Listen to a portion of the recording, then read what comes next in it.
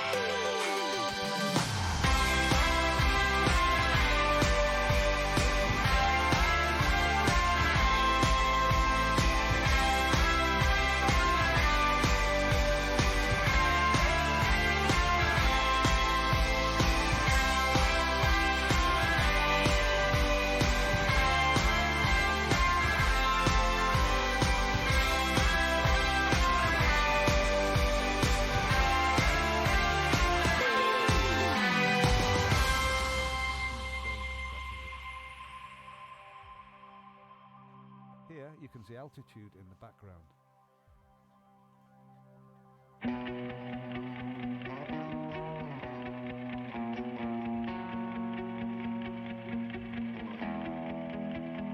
Now James chooses some smaller torsion stones from the large selection he's laid out. He finds this an exciting, fun and challenging material.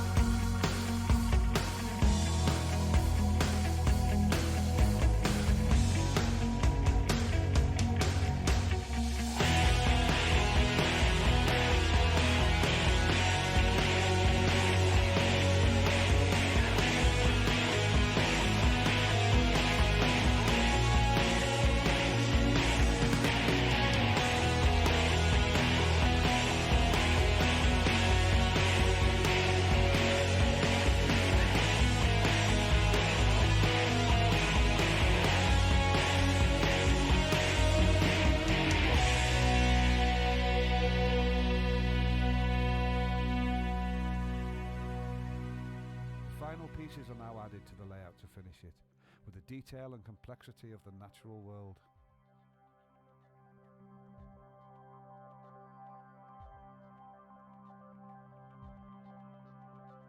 This stone is chosen for its flat top, to replicate the flat tops of the dominant stones, and to recreate the wild landscapes of Arizona that inspired this layout.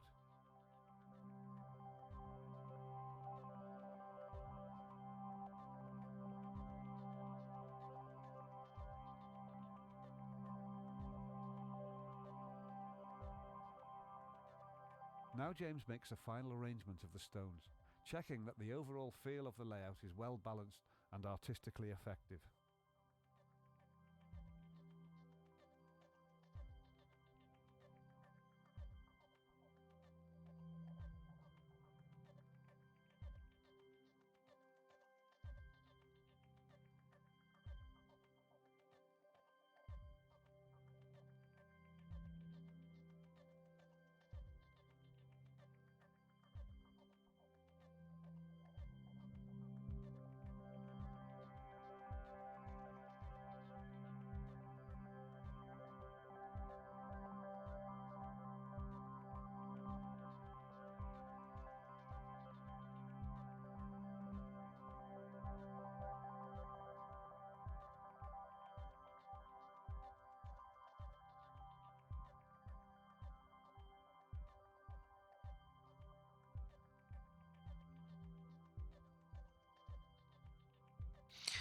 Bitrip, you're not supposed Since to it is hear so anything important yet. this We're layout is busy having a sturdy and does not discussion collapse, here more on substrate the supports are added. breakage in Streamlabs Substrate OBS supports are particularly again. useful here, But since I've the said to the substrate guys demand I'm is going to very put us high. live on air, and then you This guys is in can order share to in support what the we are dominant talking. stone. First of all, Because the welcome. rockwork is Thank you intricate, everybody some for small joining substrate us. supports are needed.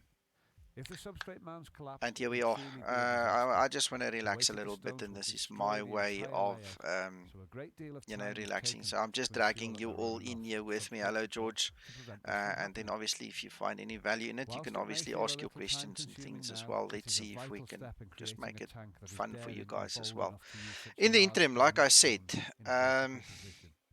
I'm frustrated with Streamlabs OBS because I can't chat inside of it. Now I've got another screen open and running just so that I can type to you guys, which I've logged twice now in the last hour with Streamlabs, and everybody's ignoring me. So we're going to ignore that problem for now. Plugging in all my controllers. Good evening, Anthony, and hello, Yorkie. Right, so the plan is to simply fly from Durban back to Joburg. It's not a very long flight. It's approximately an hour in the air. One of the things that I would like to test is the new Sim Toolkit Pro. So I'll put that on screen as well. Hello, Ariel. Oh, fantastic. The It's substrate supports amazing are what put in place technology can like do. We've steps got to everybody ensure via that each layer is satellite banked talking. up And within the mounds Andile. of substrate. Andile, I was wondering what happened to you. I've been thinking about you a lot lately, wondering what happened. Nice to see you on stream again. And Norman, hello. Nice to see you too.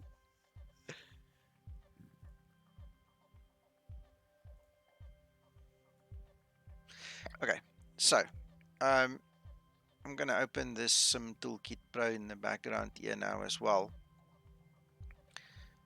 Dan, the creator of it, has included a couple of more features I've requested, and he's also, included a hell of a lot of other expansion and updates and things. And the one thing that I want to see is when I do the actual flight planning and flight with Sim Toolkit Pro, and it interacts with SimBrief, how close we can get. A similar flight to the one we did the other day. I just want to see how you know, good the calculations are and things like that, because I'm really excited for this program. Hello, Liam. I'm not going to fly on VATSIM. If you can bring me ATC on Iveo, then I'll gladly switch it on. But in fact, it won't help because I've already started the actual explain. Then I'm going to have to restart. So no, forget it. Not tonight. If we run the C-172, it'll be a longer flight. Yeah. Good stuff, Andile. No, we're not going to run the 172. No, really. Um,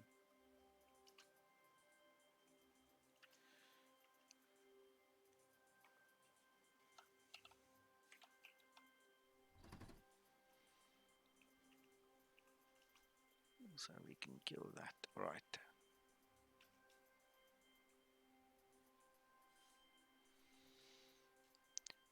Right. So this is Sim Toolkit Pro. Some of you The might have aquarium seen is it now already on filled with some of my water. streams. This is now the new one. This is version 0.5.19. So one of the things that is now possible is if we go to our fleet, we can now create a custom airframe to be used when we interact with SimBrief, and this is where the Zibo specs now comes into play.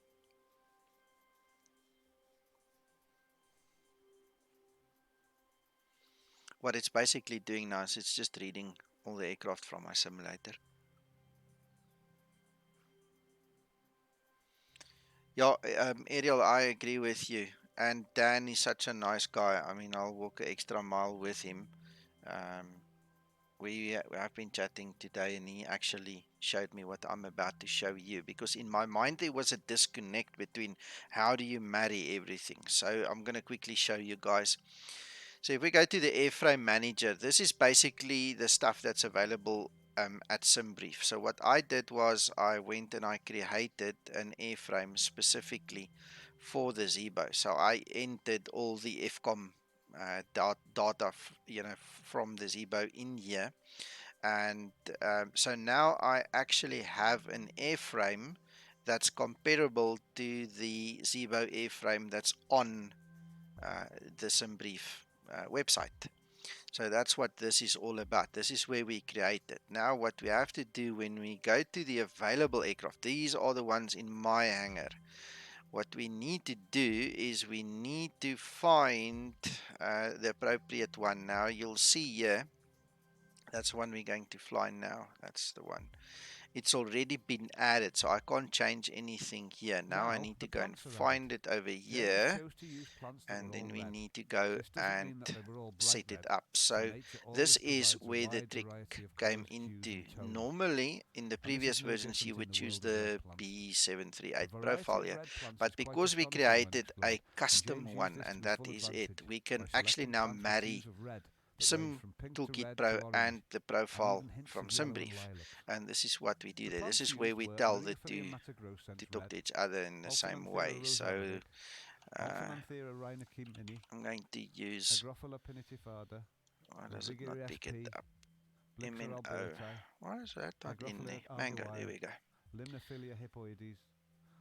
Right, so that's what we want. That's the aircraft we're going to use. It's this one over here.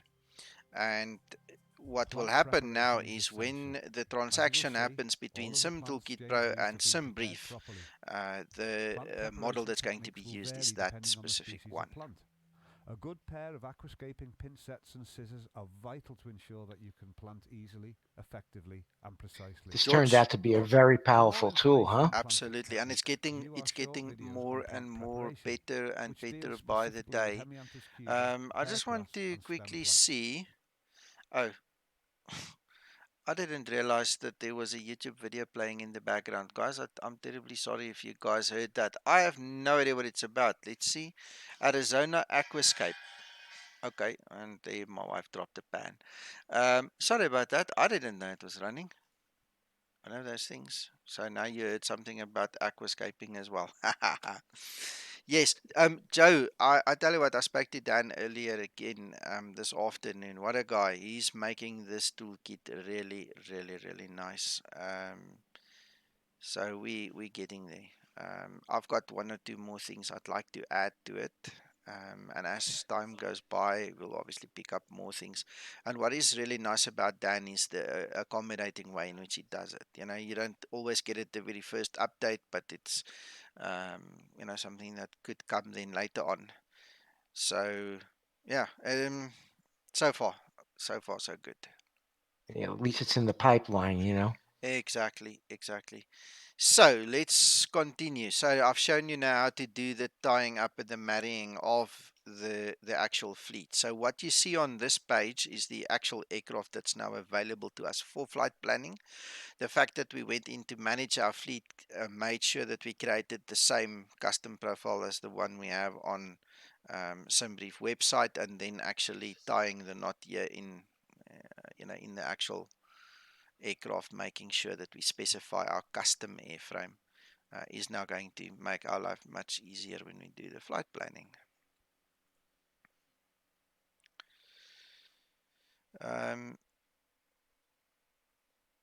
Ariel, the way I understand it, you don't have to have the profile in SimBrief.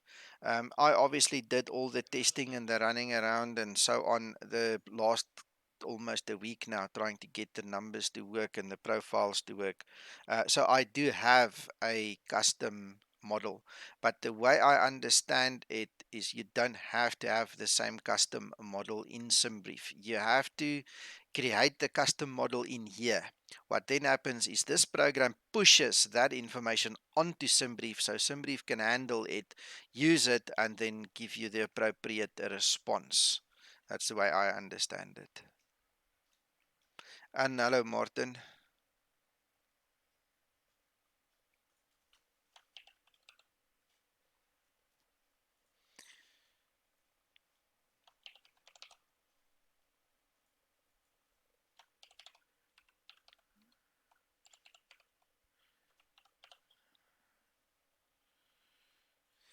All right, then when we go to the advanced system, this is actually something that really works very nicely. One of the things that happens is if you do not specify any information here, it's going to rely on whatever is on the website combined with whatever we are pushing there. So let me explain that. We don't have to put a custom route in here. It's obviously going to get one from SimBrief. If we're looking at the units, it's nice to specify the correct one, so that I always do. But in contingency fuel, this is one of the things I was looking at a little bit earlier. Ah, sorry, Josh, you got my attention. Yeah, I know. Contingency fuel, what I've noticed here is in this program, you can only select a percentage or have it on auto. Now, if you go to my SimBrief page, you'll see that mine is set to minutes, not percentages. So I use 15 minutes for contingency fuel, and I use 30 minutes for reserve fuel. Now, if you do not specify a percentage and you leave it on auto, it will use your default setting that you've configured on the website, which is really a nice thing for me too. This is now interesting. Alright, I'm seeing two screens with chat on it and I can only chat via one, and the one was lagging behind the other one. And greetings to you too, Dimitri. It was your message I was looking for just now. Alright, so we're going to leave the contingency fuel on auto. The taxi out fuel, we can specify 10 minutes. I think by default it's 10 minutes both ways, so you don't have to do that. But again, anything you put in here will override your defaults on the website. Anything you don't put in here will read from your defaults on the other side. So I just want to quickly see the weather.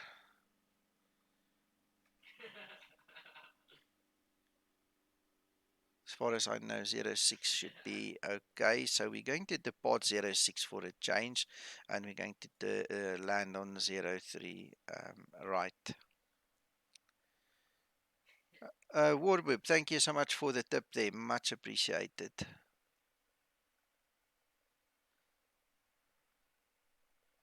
All right, let's get my page back up. All right. So, what's next? We're going to use the Lido format. The passengers, we're going to make it full house, and we're going to use 1 ton. This actually threw me. I don't know why I'm selectively blind, but I never realized that he's going to multiply by 1,000 kilograms. So you need to just put 1, 2, or 3 in there. You don't put 1,000 kilograms in there, because 1,000 times 1,000 will make the aircraft too heavy. So just a little tip. I missed that the first time. Zero fuel weight, I'm not going to touch. I'm going to let somebody do that for us. I'm going to use a CI of 20.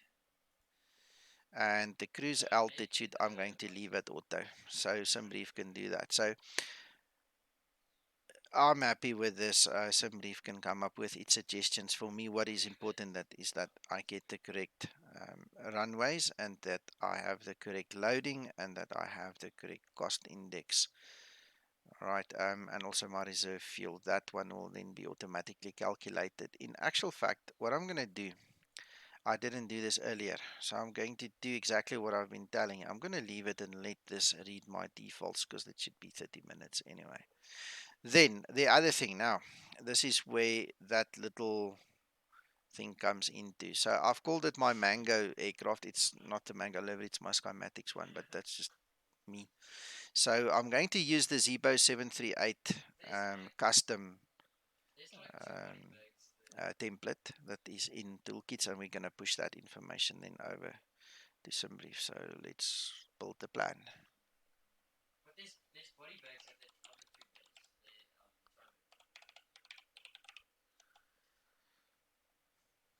Right, guys, apparently the owner and operators of SimBrief only allow 1 instance. So as long as you do not use the web browser or any other means to access SimBrief,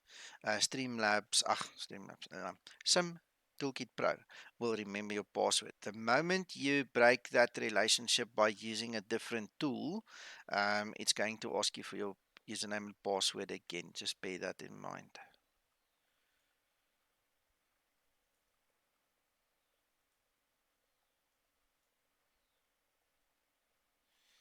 Right, so I'm just removing the excess and unnecessary pieces of the puzzle there. We're going to take off runway 6 easterly, turn left, fly up for an hour, do our little turn and go back. Right, that looks perfect.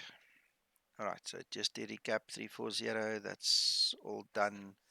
And we can say fly now.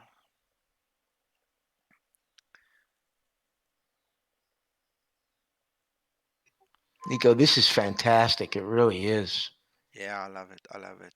And it's like I said, it's just getting better and better. Alright, guys, in terms of this tablet, I don't really feel like giving a whole complete story about it again, but I'll give you the highlights.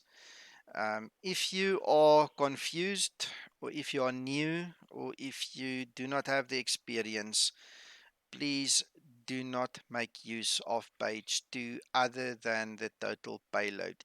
Yes, it might not look like your OFP. If we're going to look at the actual OFP, bring that back onto the screen and we go down to our values, what is important is the payload total, and what is important is the fuel total. All right.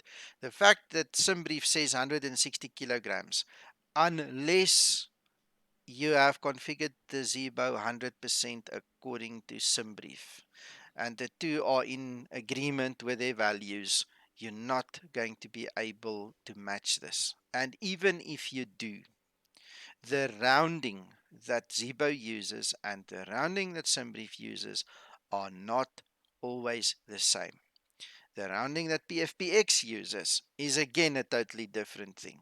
So if you want to split hairs about a 1.2 or a 0.2, I mean, that's just ridiculous. Don't go there. Don't go there. Rather use the main figure 17.7 and 6.1. So we're going to put 17.7 in there.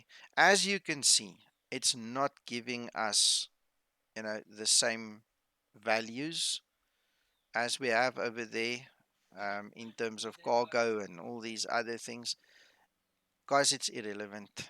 It really is irrelevant. If you want to make that look nice, you can, but then learn how to do it properly. And don't forget about your baggage, because the one thing that you're not going to get from this value, this 79 kilograms over there, this does not include the 25 kilogram carry-on baggage that you have. All right. And there's all these little pitfalls. If you don't know what you're doing, please just use the total payload. It's irrelevant what happens in those lines. Zibo was clever enough to make this mod calculate the stuff for you. Turn a blind eye to it and enjoy the flight. All right. You can go look here. We are in absolute wonderful space when it comes to the weights and everything. He knows how to calculate it. He did it for you. Don't bother with it. Right. I'm flying the 160 seat version. That's my favorite. That's also the one that is visually depicted in the model. I'm sure you guys have noticed you can go and change all these things. I have not even done one flight on any other configuration yet. I'll get there and then we can talk about all those things, because things will change. Your CGs will change. It's going to require another skill set to understand how to do it properly. And again, if you want to do it, stick to the basics. Put in your total weight, total fuel, and let Zibo work out the rest for you. Unless you know what you're doing, then you're obviously welcome to enjoy, fiddling around with it. Or you can obviously start teaching yourself, see how far we get. All right, our fuel is obviously incorrect, so we need to go down to 6.1. Just give me a second.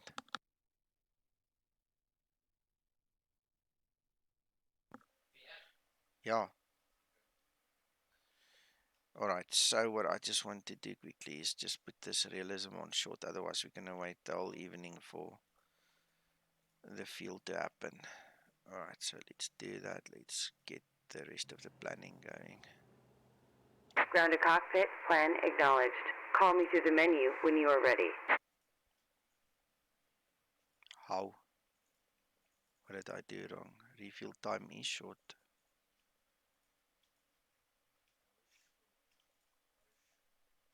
Oh, you know what I did wrong? I didn't reselect it. It needs to be 6.1 and then it will go to that one and it's done. See, now we don't even have to call that guy.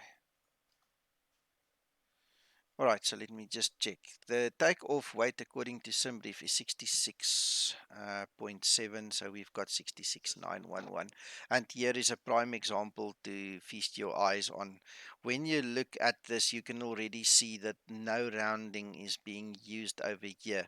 While when you look at your actual load sheet, you can see that there is a rounding happening here.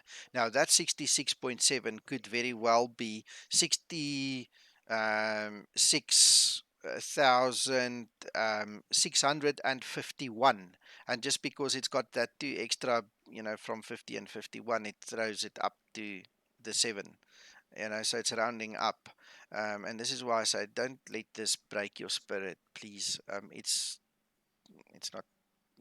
It's not important, really. All right, so there we go, 66.9. So we've got about 200 kilograms, 211 in this case, to play with. That will give us the taxi fuel both on this side as well as the arrival airport, and also give us some APU time. So that takes care of that. Let's start our flight leg. We're not going to do all the fancy weird things with all the nice to haves today.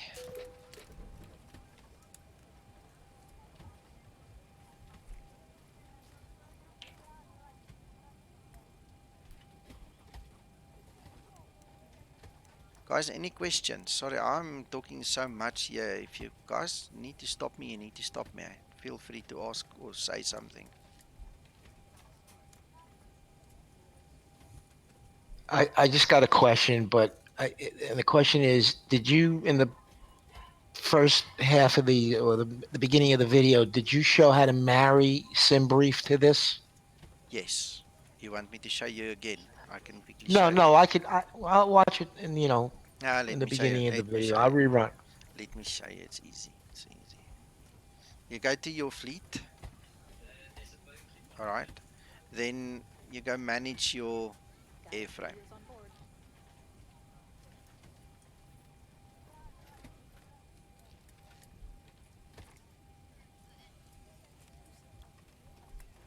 Sorry, it takes a minute to just read everything off my drive. Alright, so we go to Airframe Manager. That is the Zibo custom airframe that I created for Sim Toolkit Pro. Alright, it uses the FCOM values. Right, so we've got that. That's now in place. It's called Zibo B738. Sorry, I'm highlighting too much. Zibo B738, so keep that name in mind. Then you go to your aircraft. I'm just going to take the first one that comes up. What you need to do is in the airframe, you need to go specify that name that you gave it, because if you don't, this is the SimBrief list of default profiles, okay? But that is now the custom one. So you need to make sure you've got the custom one, fill in all the rest of the information. This way, when I select this aircraft, it's going to read that template that I made, the custom one, and then what it's going to do is it's going to push that custom data over onto SimBrief to do the calculations and return the OFP to us. Does that make sense? Does it help? Yeah, yep. Thank you. Yes, thank you. All right, great stuff. All right, so just want to quickly see, what do you say, Dimitri? It even does a flight count and total hours for that airframe, huh? It does. It does. It's a complete logbook facility plus so much more, Joe. It's just mind-blowing. When Q8 Pilot introduced us to this product many months ago, if not more than a year ago, I was not impressed. I looked at what I had, you know, talking about PFPX and, you know, the normal standard things. And I thought to myself, I'm not going to need this. But in the time now that's gone by, Dan has really repositioned this and built this so nicely that I'm really starting to wonder, do you still need the other stuff? You know, yes, there's merit in them. Yes, I'll still use them for different reasons. And there are die-hard fans of those things that won't give them up. But when it comes to flight training and flight planning training and stuff, I'm going to have a hard time not using this. You know, this just makes sense. It's here, it just works. Now that I've gone to come to learn it a little bit, you know, I honestly, I like it. I really, really like it. Now, I also noticed that there's a streaming overlay available with this Yes, program also. yes, there is. Um, he still needs to make it a little bit nicer and give us a bit of customization tools, but I can actually show you. Have you not seen it before? I haven't seen it in action. I did, see it when I was playing with this, but no, I Okay. haven't seen it in All action. right. Okay, so let's look for it quickly. I just want to get the correct one.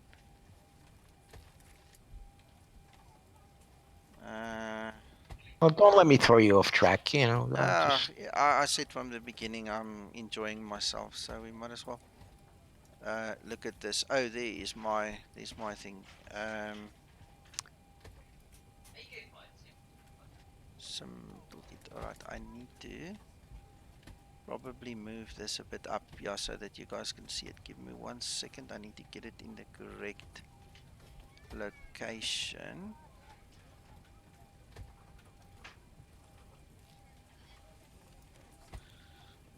Is it not on? Is it not on? Let's go have a look, see quickly. It's there. Oh, I know why. Need to move it up once more. There you go. Okay, so count to 10 and then you should be able to see it.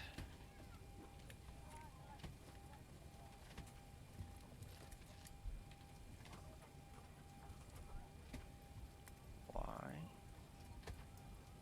Not seeing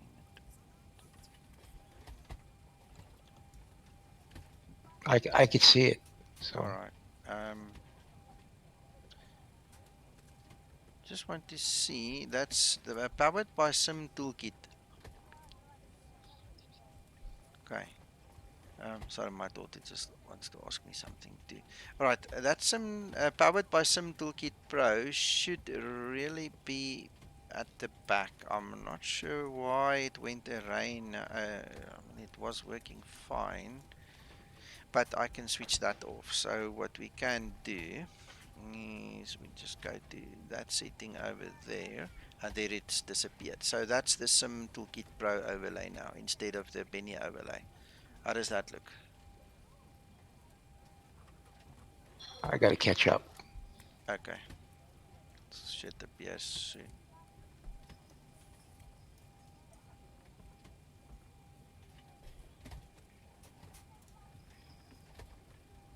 Right, you should see it by now.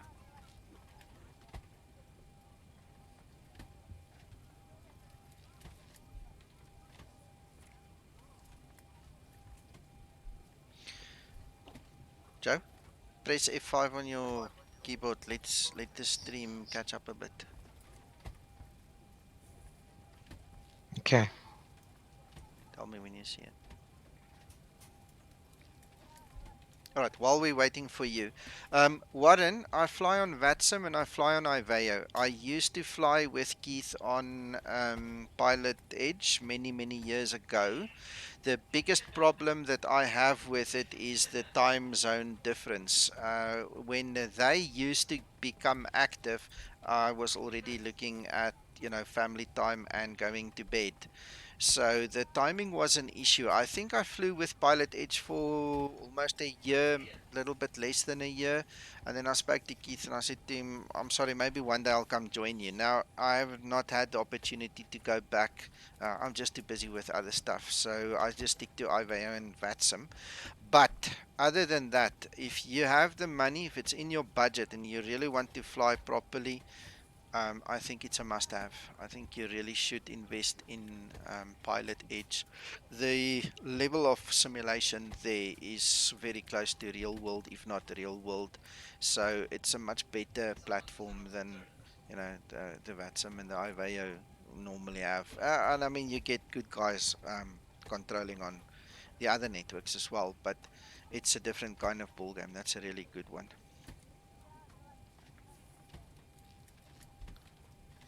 Martin, please please explain what you mean. Toolkit move up from where? Can you show again? I'm not sure what you are referring to. Sorry, I'm talking too much.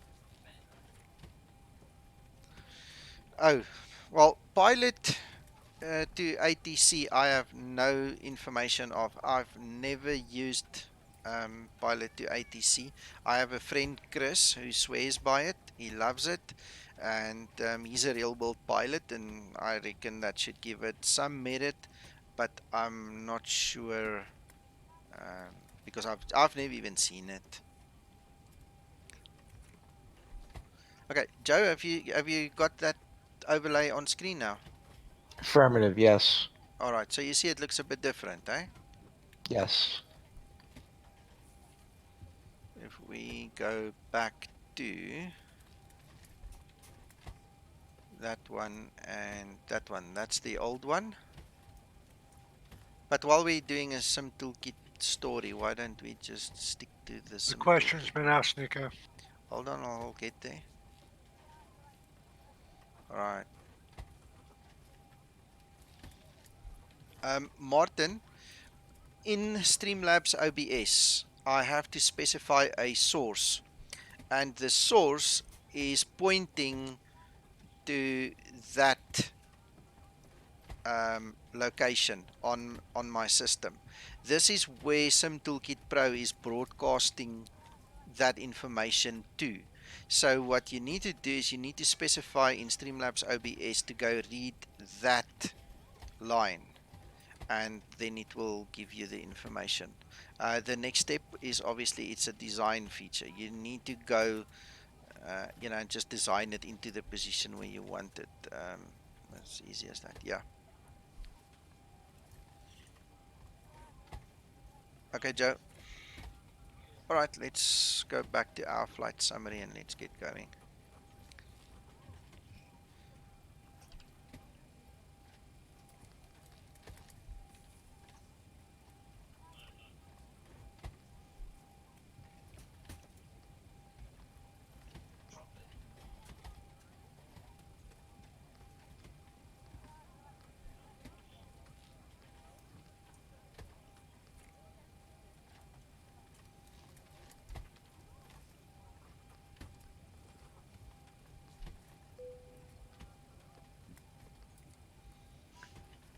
Oh, this is still the other runway. I did not do an export of that actual flight plan. Let's backtrack. No, we don't need to. We can just do it this way. Go runway 6.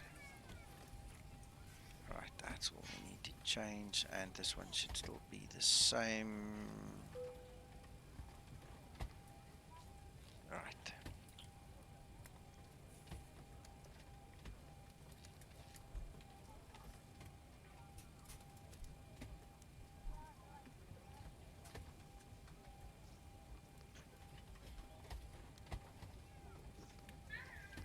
So rather sharp turn that one. Right, and then we're just going to vector ourselves here from Etlik back to the runway. That's perfectly fine.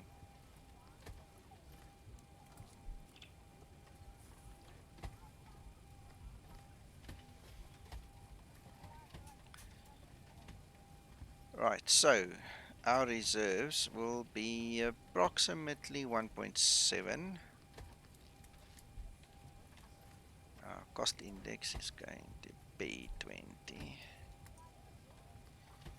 And we've got 2.4 on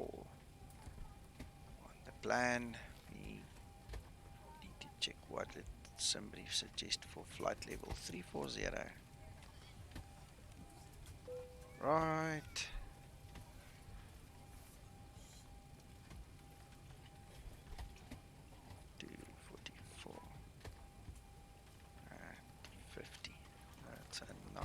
nice wind, that one.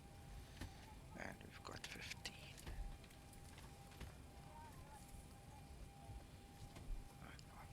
That's correct. Alright. Let's get our little top cat to do some work for us.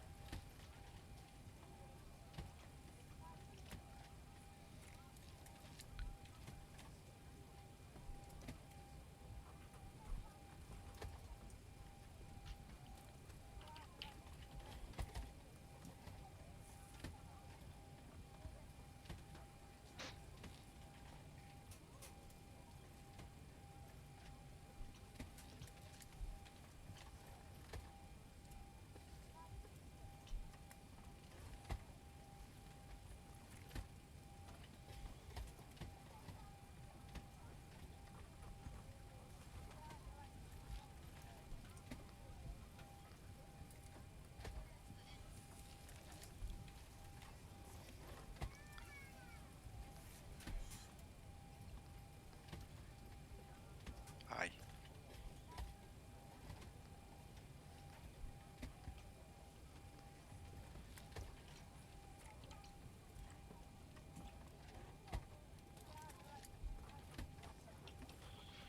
It's almost no winds.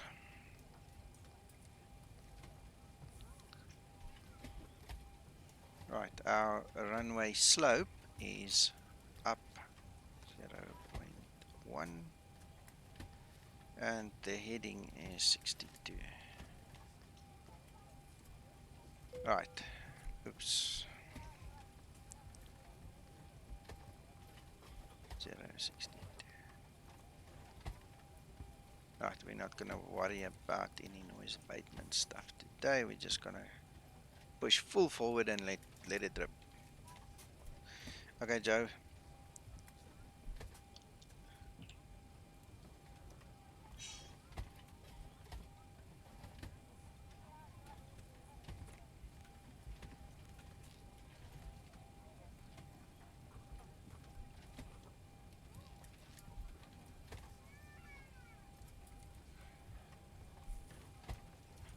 Nico, you know what I wanted to ask you? Where do you dream up these flights? You know, because these are places that I've never even thought about flying. Well, Joe, Durban or the Natal coast is our normal holiday destination. Okay, so if you look, is this map?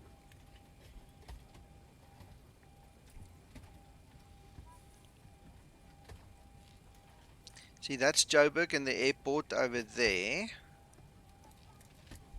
And now if I just spend a minute, I'm probably going to show you.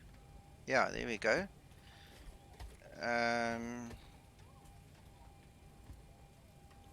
I'm not going to count exactly which one it is. You see where my mouse is there?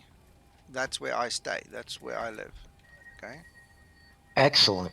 All right. So that's Joburg International. Lanseria is somewhere over here. Need to get my bearings. Why do I think it would be easier to see it from the air? From the satellite photo. There we go. There's Lanseria. There's Lanseria over there. So to put it into perspective, there where the hand is, that's Lanseria. I stay about there, and that's Joburg International. This is basically the greater Johannesburg area, the former financial capital of Africa. But anyway, it's gone to hell So now. when you say I stay, you mean that's where you live? That's my house. Yes, that's where I'm Gotcha, sitting right now. Okay. Gotcha. So this is now the tropical side of South Africa. This is the whole Natal coast. This is tropics. All right. So we usually, I'm not going to waste too much time on it, but I'm just going to take an educated, wild guess. I think we come to holiday about there where the hand is. That's about where we usually come to holiday. So if we fly down there, take the car down, or we just drive down there. All right, so these are areas that I obviously know and grew up in. You know, my father used to have a lot of flats in, Durban itself. So this is the one place, and then obviously that's Cape Town over there. So just to give you another perspective, that's where my wife comes from. So these are areas that I know and I've flown to in real world many times, and this is where this flight comes from. The other flights literally come from the virtual airlines that I fly for. So Virtual Ryanair gives me all the European ones. If I fly British Airways, I get all the South African ones because British Airways operates under license by Comair in South Africa. So I get all the local and some international flights that goes to Mauritius over there and higher up in Africa from British Airways Virtual, and the American ones all come from Southwest. I fly for Southwest a lot. Gotcha. Thank you. All right, okay. No, but I did meet him and I knew him very well as a child, him and Annalyn, and when they were still married, we used to go to their home quite a lot many years ago. I still drive past the house many, many times now that I'm an adult and years later and fondly remember the times, but no, as closest I got to being family. All right, where are we now? Let's get back to our flight summary. We've done the basics. Can actually start up our AP, I just want to kill this. Yeah, close enough, close enough. Just close this display capture so you guys don't get the screen tearing the whole time.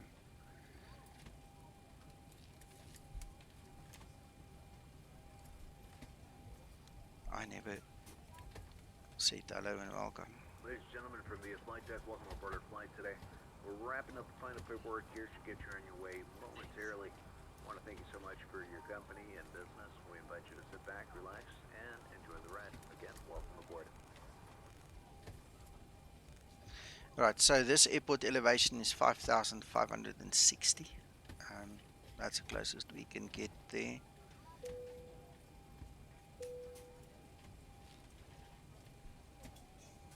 Captain Master on the fasten seatbelt sign. We do ask that all passengers take your seat at this time and please fasten your seatbelt. Just as a reminder, we cannot leave the gate until all carrying items are properly put away. All overhead bins are closed and all passengers are seated.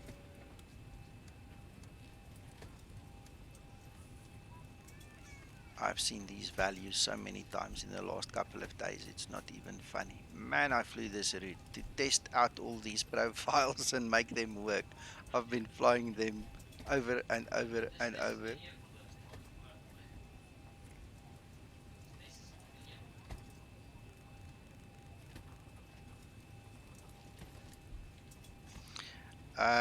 Actually, I think it's number one. Let's see, yeah, it's number one. It's the generic one that Jorge made, and the reason I use it is because he's obviously a very, close, good friend of mine, and it's nice to just hear his voice when I fly. I mean, we've come a long way over the last 2 years together, and it's just nice to have a friend on board.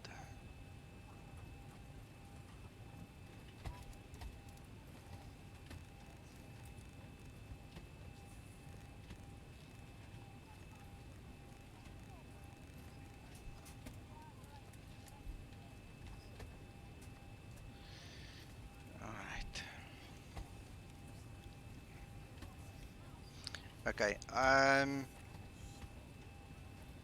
don't know if you guys have noticed the Zibo at this point in time lifts its nose wheel a little bit before rotate. So that's obviously a work in progress, guys. Don't let it kill you, please. It's not necessary to split hairs about it again. It will be fixed.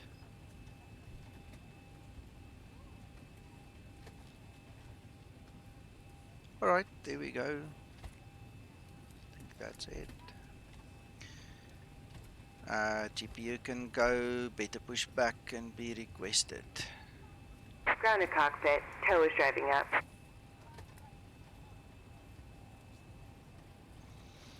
Just take this weather. Meteor says 1016.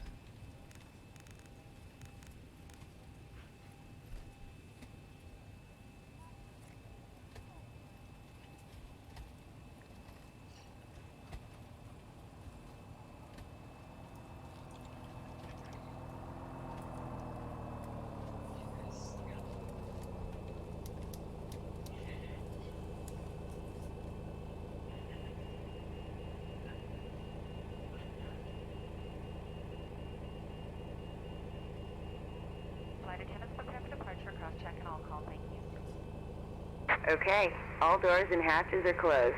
Ready to connect.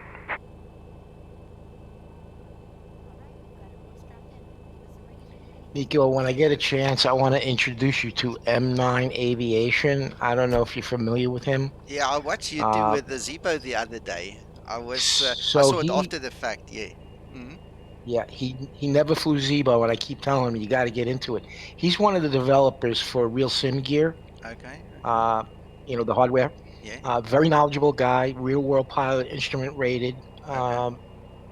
Very knowledgeable. But I keep telling him I want to introduce you to Nico, and we just can't like hook up. But he would be a great asset. Tow Just connected and from bypass knowledge. pin inserted. Knowledge Release wise. parking brake. Excellent. But he really, he really enjoyed it. He never touched the Zibo before. That was the first time he ever got in it. Yeah, I watched the video. It was actually nice watching the two of you interact there. But like I said, I just watched it, and obviously not when it was live. It was after the Yeah. fact.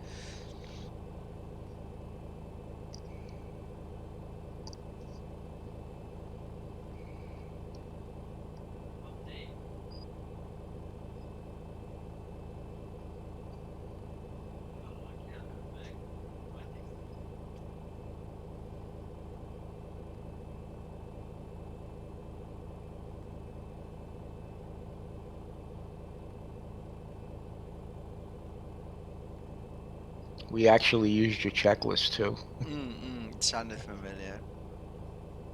That's good. I think we were talking while this woman said I can release my parking brake, so let's try it. Yeah, there we go. Starting I'm pushback. sorry. And we No may worries. start No, engines. nothing to be sorry about. We're enjoying ourselves.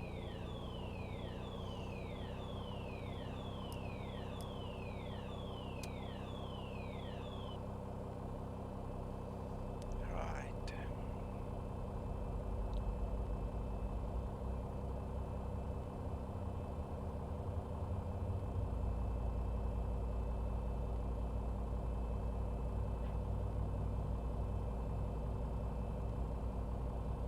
Maybe Uncle John could set up a little kitty for donations for you to buy the TBM. Because I really think that you would enjoy that. We'll enjoy it. Yeah. Yeah, I think so too. But we've got a kitty running to get me a new VGA card, and we're getting so close. So close. We'll So get close. there. Yeah. We'll get there.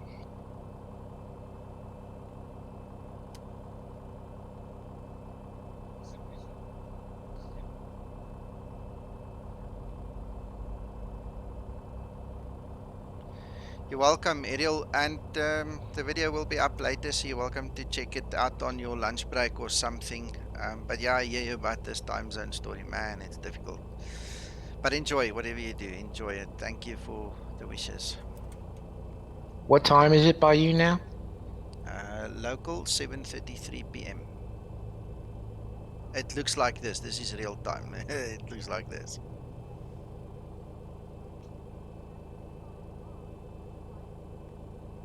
Operation complete. Go ahead and set the parking brake. Disconnecting tow. Stand by.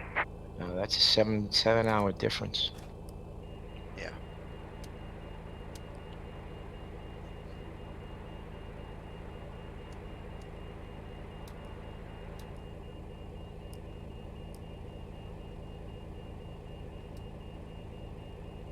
That's why sometimes when I wake up in the middle of the night and I say I hope Nico's streaming. Thank you. Anyway, thanks, Dimitri. We spoke over each other there. I hope you heard. Thank you very much. Much appreciated, sir.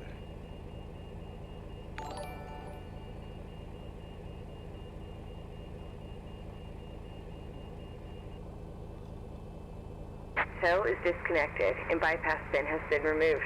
Hand signal on the right. We'll see you next time and have a safe flight.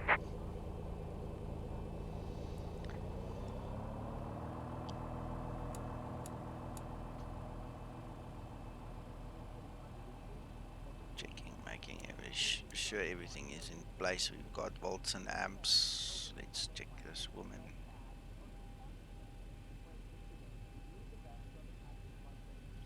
There we go.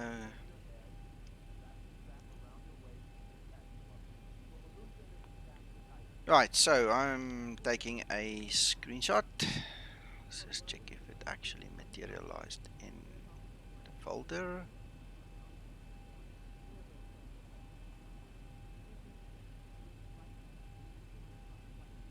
Yeah, got it. Alright. So we're going to loosely just keep tabs on the performance. I'm pretty confident Sim Toolkit Pro will not really distort the normal sim brief figures, especially not the way it's set up. So we'll see.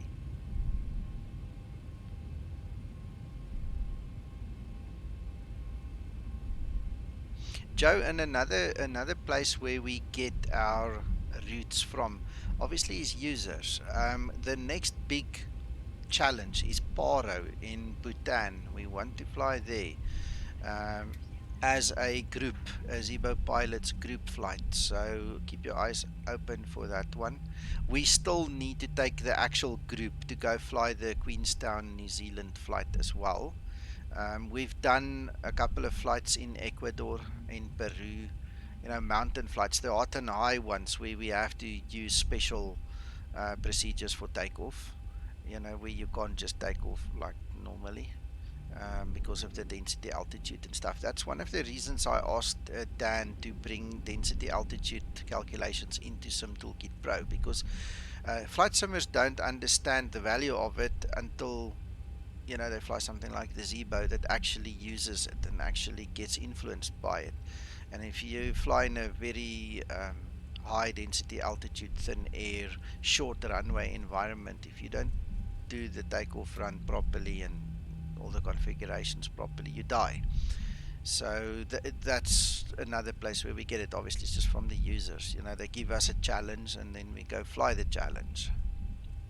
Well, with an aircraft like this, high altitudes, DA has definitely a profound effect on this aircraft. Oh yeah, and we've seen it. We've demonstrated it. We've really taken this. I've taken the Zibo personally on some of my wildest flights, on stream, from the coldest of the cold temperature to the highest and hottest we could find. It's amazing. I'd like to see some lowy approaches in bad weather. I have not flown into Lowy in at least 3-4 years. I'm gonna have to go practice it before I throw away my good name. I don't think that'll happen. I'll have to go check it out, see what I can do.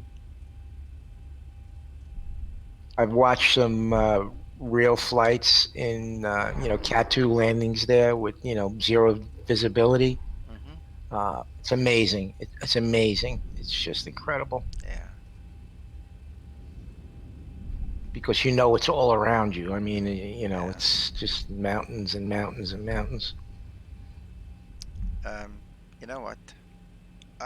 We're talking so much. I've just realized I'm taxing the wrong way. What I'm gonna do is I'm gonna do an intersection takeoff from here. Sorry. No worries, no worries. We'll just take the first intersection over. I don't think we can backtrack from here. I don't have my Navigraph open, so it might be too late. We might have to actually turn around now. We're gonna have to turn around. Sorry guys. I'm just looking at that magenta line and I'm going, you know what? I've flown at least 20 flights, from runway 24, so muscle memory is a bit of a problem, and I've just realized, yeah, no, it's a big problem. We need to turn back. Come on. We need to go back.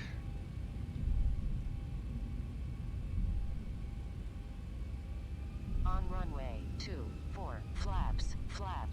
Yeah, I will get there.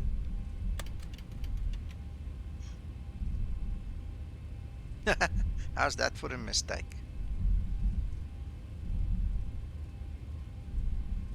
We've all done it. Yeah. The lighting looks excellent. Yeah, I love my explain lighting at night. I really do. And with the extended night lights and everything that comes into play, it really looks Okay, good. the cabin is secured. Have a good flight. While we're on the runway, we might as well start configuring now.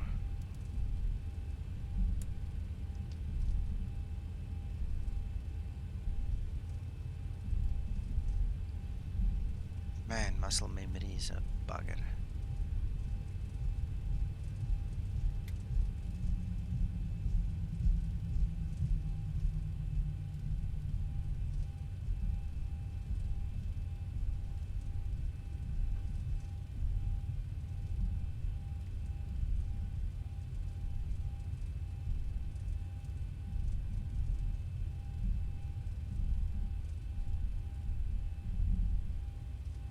The other thing I'd like to see is some flights into icing conditions. Yeah. That is one thing that's eluded me this year a little bit, which I've done one or two, but not many. We did there in Chicago Midway.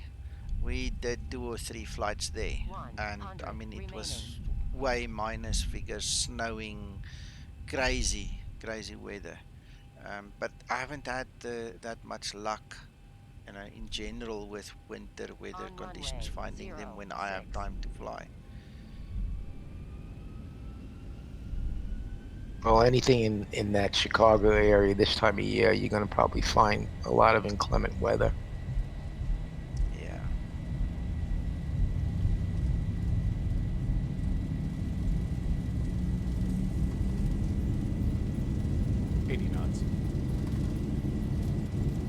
You can hear the nose wheel starting to lift.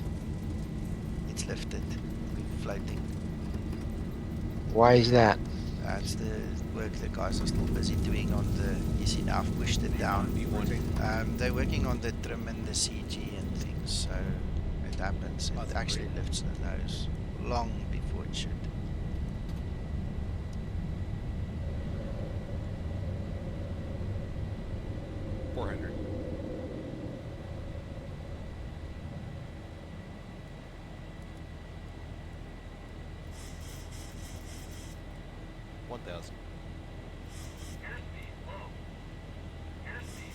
Yeah, it's because I was fiddling to get the autopilot going.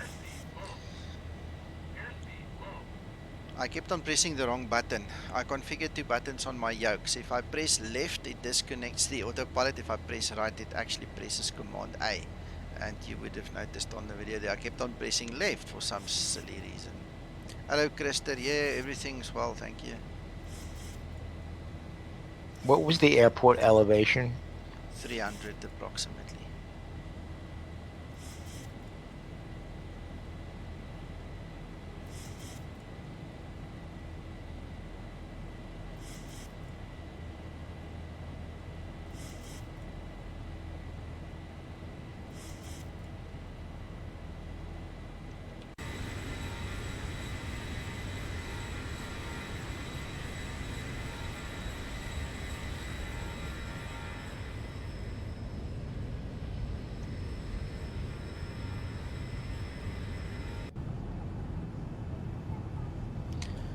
This model from 39 onwards, I haven't taken out the reflections yet. I must actually remember, but I don't fly that many times at night to actually let it bother me. It's actually very easy to just remove them, but I haven't gotten around to do it on this model.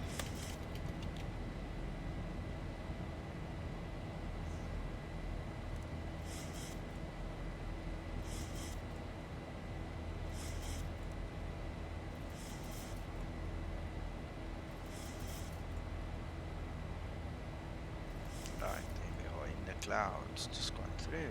Sure. Back in. Man, it's dark.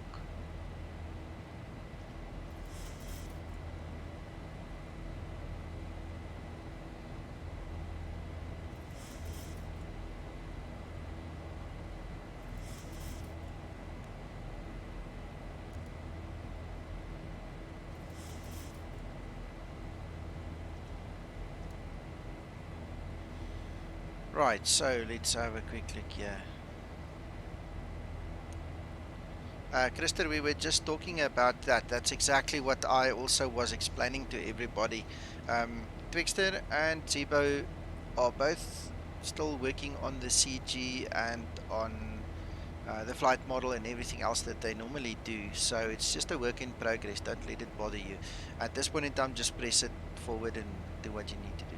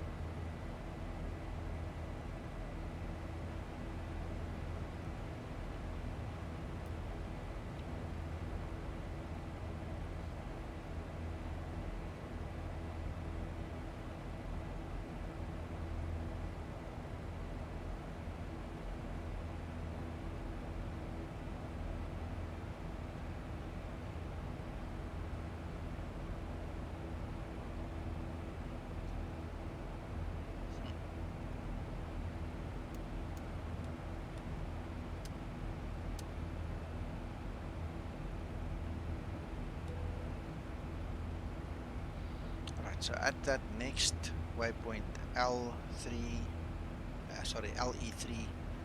CF 5.1. Okay. Interesting, look at the wind, we've got a side wind.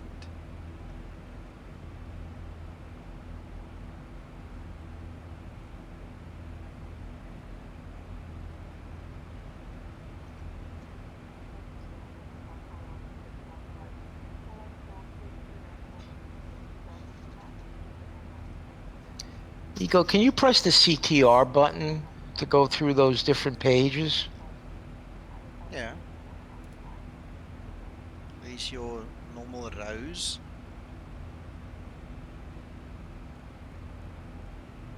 Get my heading sorted.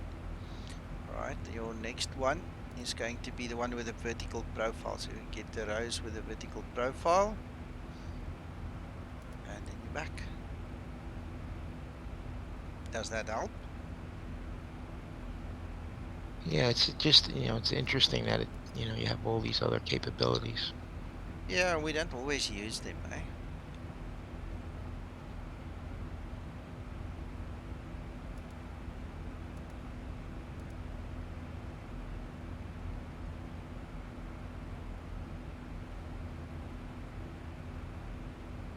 Christer, in general it feels a bit heavier, which I'm thankful for, because the previous flight model, it was a little bit too light. After I had my hands on the real stick in that big level D simulator,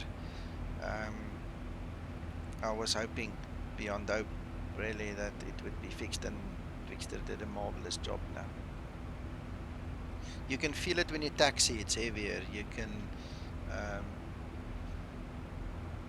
see, especially, you'll see at Joburg when we land there's a bit of an incline, and I've had more than once to go almost to 60% N1 just to get over that little hump because of the heaviness that's now in the aircraft. And it should be that. I mean, it's not a bit special. You're not supposed to be able to do aerobatics with it to that level. It shouldn't respond to you immediately. It should take a second or two for an input to translate.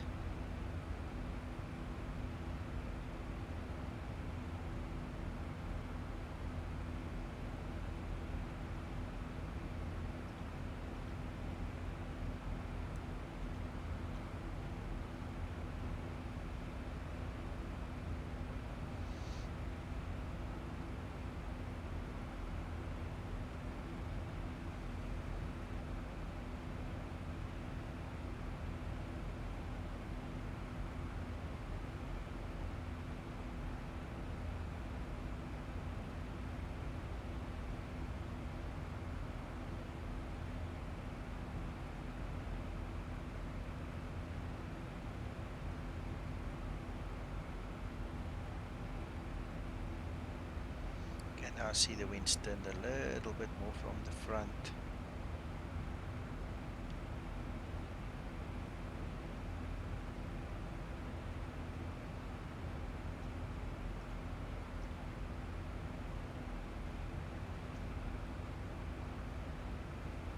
As long as you are 2 steps ahead of the aircraft, Christer, you'll be fine. As long as your hardware does not interfere with the actual N1 there.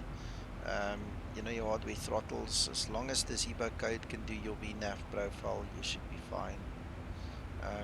Obviously dependent on the actual flight plan and flight path, but yeah.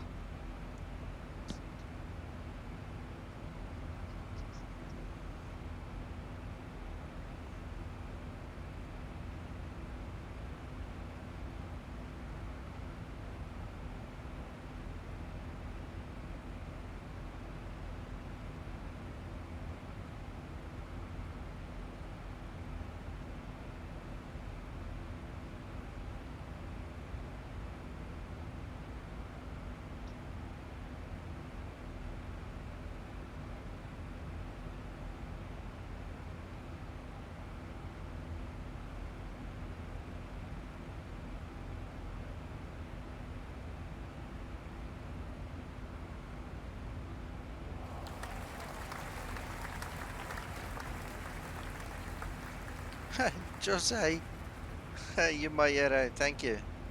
That's the second day in a row, I think, or second stream in a row. Thank you, my friend. Thank you very much.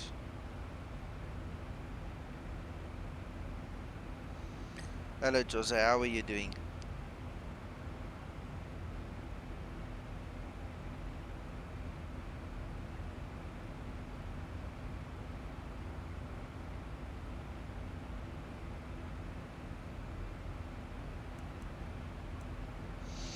We're almost there. I mean, from top of climb there to top of descent, there is not much time. This flight is generally flown at, I would say, 27 to 330 max or 320 max, depending on the direction you go. The guys don't really go higher than that if they really want to. 3.4 is like a luxury.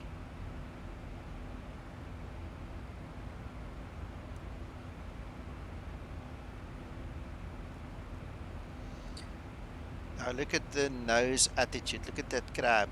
That's where the nose is pointing, and that's the actual track that we're flying. So look at that deviation there. It's literally grabbing to compensate for that wind, eh?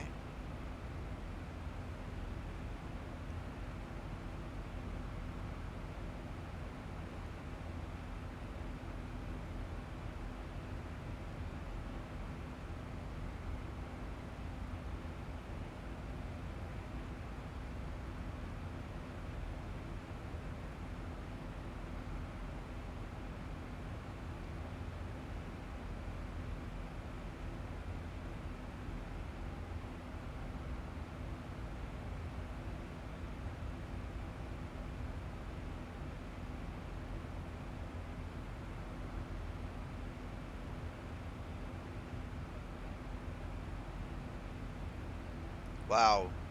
Wow. Let's have a look at active sky. Let's look at the conditions. Let's see where we're at.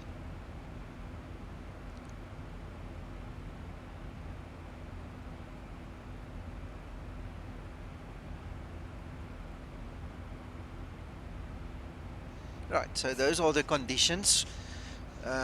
We'll be flying at 340, so the speed is 75. So we need to look at this column over here. It goes down a little bit. What weather engine are you using, Anthony? Because it does deplete. You can see depletes, but there's quite a range where, I mean, down to 18 and 12,000, we still got significant wind. Then it dies down. It also depends on which area you're in. I mean, if you're flying towards Durban, it's going to be more windy because of the sea and those. Oh yeah, okay. The winds at the sea winds. Alright, yeah, default winds can sometimes be nasty, eh? That's why I prefer to use active sky. Look at that weather.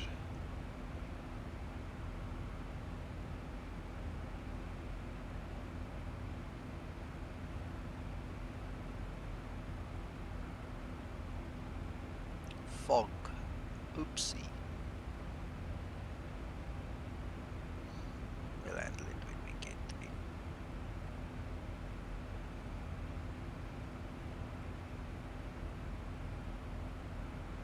Uncle John? Yes, sir. You're so quiet. I am. Yes, I'm interested in all the questions that are being asked, etc. Okay. And I'm applauding the generosity. Yeah, absolutely.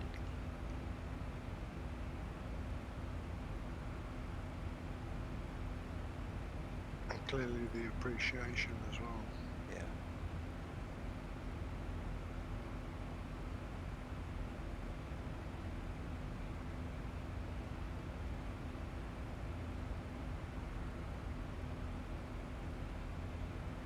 Yep.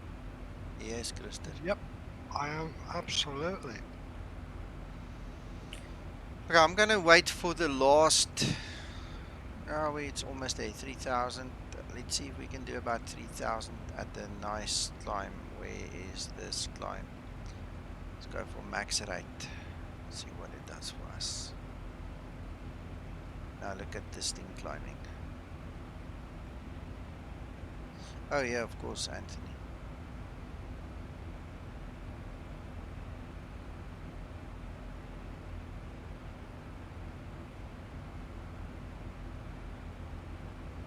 Look at that Look at climb the rate. speed dropping as well.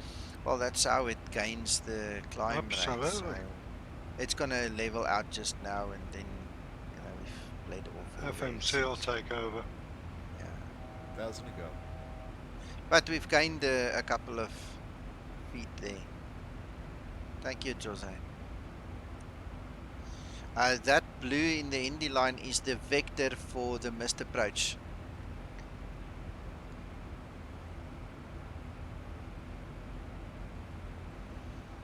Yeah, well, we climbed a little bit faster, so we've got a little bit more cruise there. Not much, so we gotta start prepping in about 10-15 nautical miles. We're gonna have to start prepping. Thank you for that sentiment, Jose.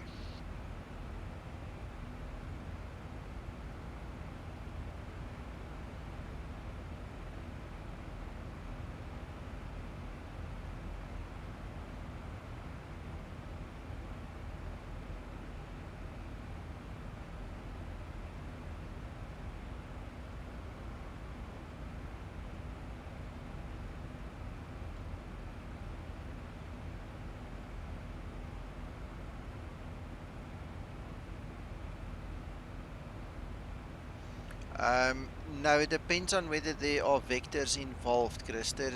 I know what you talk about. They are usually dotted.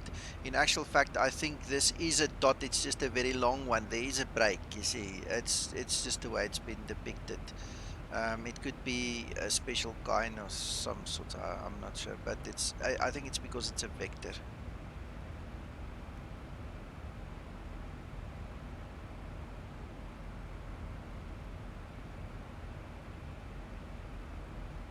Dimitri, excellent. That's the only thing I can say. It's brilliant. You can really feel the difference. You can see the difference. It's a much better model. I really do like it a lot. It's obviously still a work in progress. When I spoke to Twixter on Friday, he mentioned to me that it's literally a work in progress. You know, it's going to take a while to get it perfect, but he's obviously doing it. So between him and Zibo, they'll sort it out. But it's cool. I like it. It's much better than the previous model, definitely.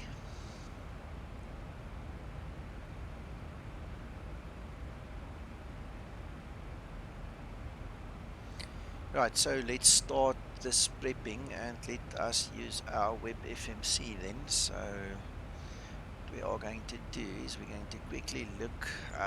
4.2 will be the next fuel level at the next waypoint. We need to be at 3.6. So that is approximately 6 tons that we need to get rid of. So what we're going to do is we're going to go for 64.5. And then it's going to change our values. We're going to select 30 as usual. The elevation of the airport is 5,560, so we don't want to mess around with flaps 40 if we really don't need to. And then what we're going to do is on the descent go to forecast. The flight level is 080 for our transition altitude. And then what we're going to do is go find our winds and the rest of our stuff. Now this is something that I've obviously asked Dan to build into the system for us, and we can also get the ISA deviation is 16. We can put that in right from there. That's where it's mentioned, so you just put it in there. The QNH we're going to get from the METAR, it's 1020, so we have to put the /1020, and the rest we're going to get from here. So we're going to use 20, 15 and 100. So 20, 1, 2, 3 zeros. And please don't get confused when I count like that. I'm just counting the zeros. It's 20,000 feet and then 15. Oops, that's a wrong button. 15,000 feet, and the last one will be at 10,000. Right, so those are all flight levels because it's above transition level, which is 8,000 over there. Then we just need to read these winds. 220 at 30.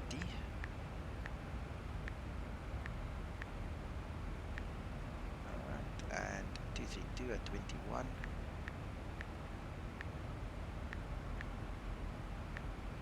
We're gonna grab 221 at 14. And execute this. Go back to the progress page. Alright, what we do need to do is check our course heading and also 109.10 for our radios. So we are at 35 and then we just need to flip this one over. In fact, I think that's correct. 109.10 was what we read. 109.10, yes. So 109.10, 109.10, and we are almost ready. It does, Krister, it does. I spoke to Dan a little bit this afternoon again. Very nice things coming, eh? Because that is not an adjustment, that is a space or an opportunity to just get your calculations correct. It will go back to the standard or the actual gross weight once the calculation is done. It's solely there for the benefit of getting the correct values, that's all.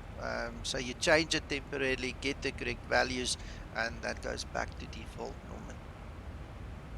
Whatever it should be goes back to what it should be. Alright, then like I said, I never ever even put up Navigraph this time, unfortunately, so let's just do it quickly.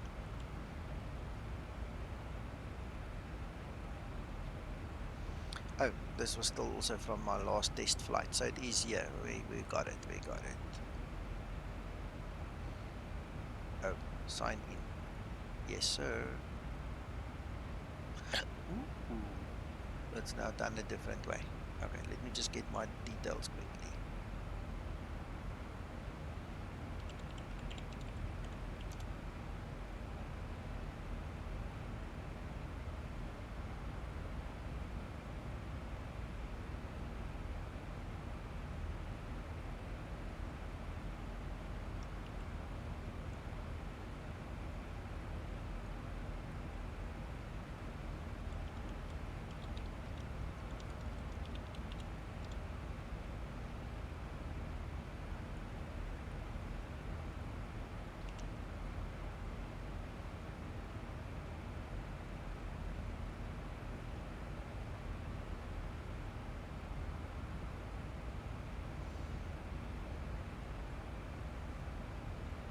Right, so what we're going to look for, this is ILSZ runway 03 right. We've got those details already.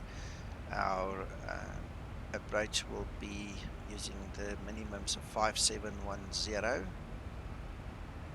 Let's get that into place.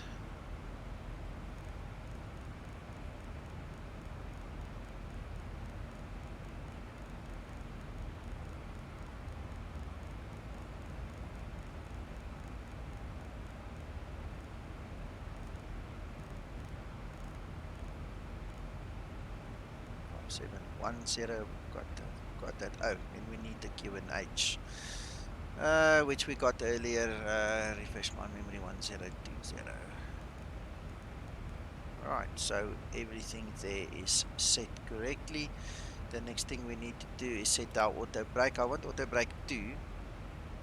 No, you know what? I'm going to use auto brake 1. I want to just taxi a little bit further, and then what we want to do is go to minimums, or intercept level rather, for the ILS. So what is our intercept?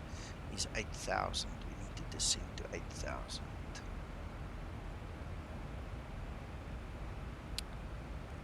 So we go down 8,000. Right. Okay, that takes care of it. And we've got 35 nautical miles spare. At our approach speed? Uncle John, it's done. The VRF is 147, so we'll be using 152 depending on the winds.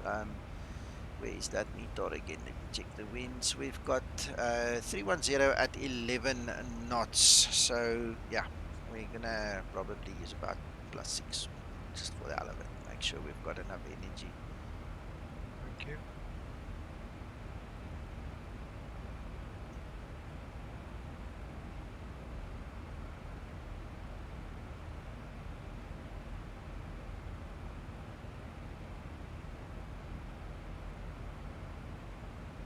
I didn't check my FPS. Mine's almost 30 plus the whole time, which is good. Very good FPS.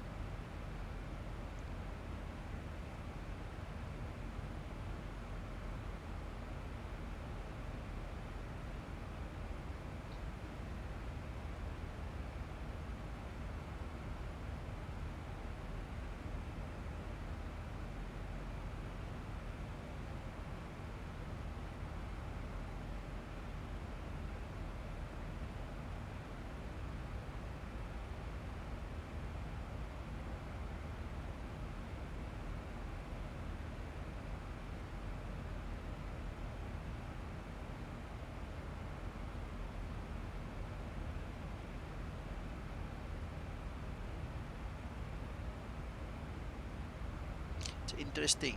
I've been semi-checking these values of the fuel at each waypoint. We had 200 kilograms extra, and then all of a sudden there at Bebas, where the last one we went through, we lost some.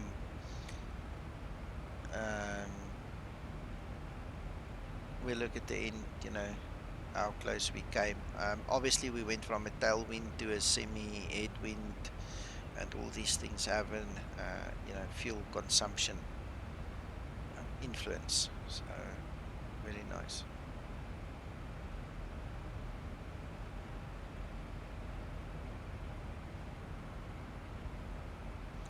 According to SimBrief, at the next one, this EPSAC, we are supposed to be at 3.8, and I see we've got 2 extra there.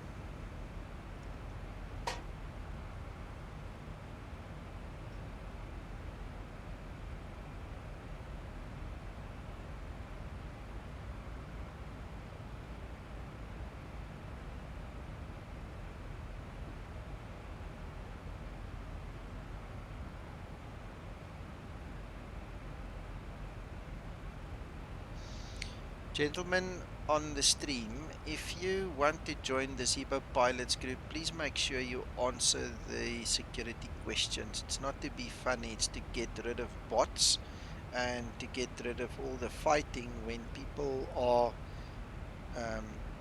linked up to a group that they never requested to join because of some bots or some person somewhere.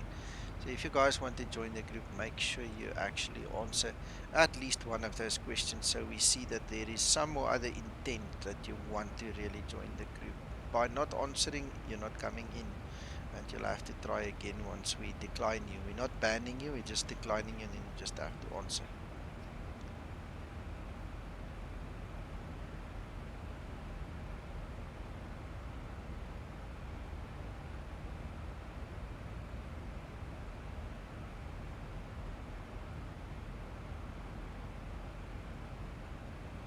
Potato chip. The King Shaka one is from NMG, but the Johannesburg one is from TDG. The TDG one is freeware. The link is in the description below the video. So just click on show more, go click the link and go download it for yourself.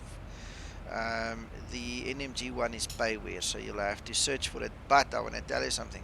The default King Shaka is not bad. It really is good. I've used it in 1 or 2 of my streams. If I hadn't spent the money already, I wouldn't bother. I would just use the default. It's really good.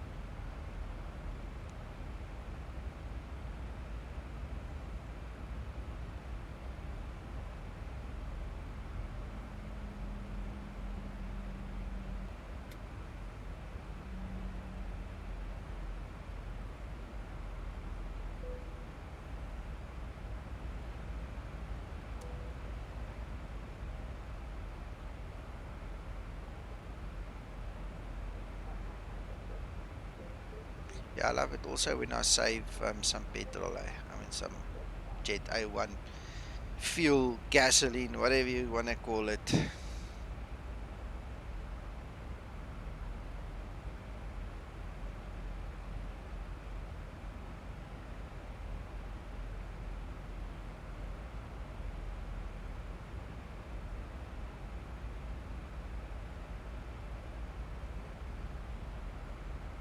I did the return trip on that today, Krista.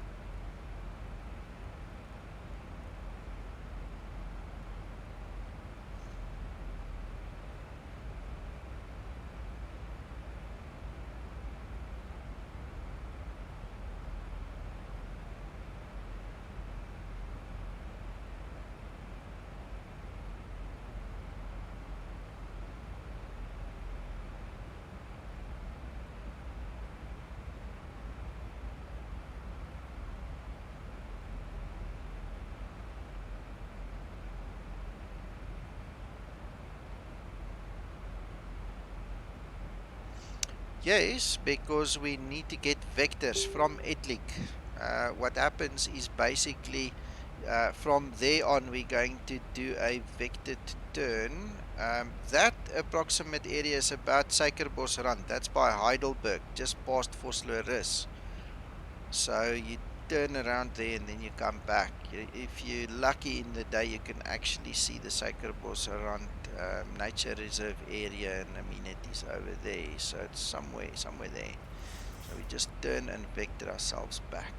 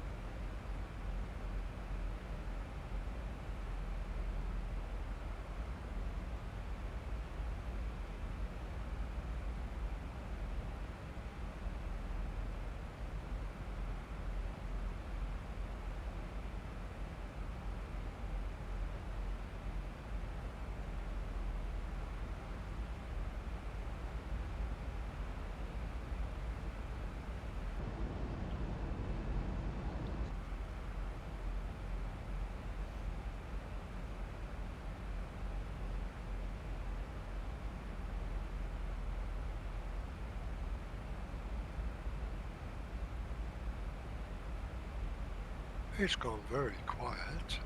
Hmm.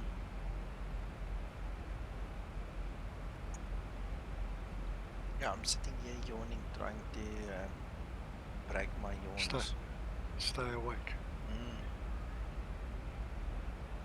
You must learn to start getting sleep at night. Mhm.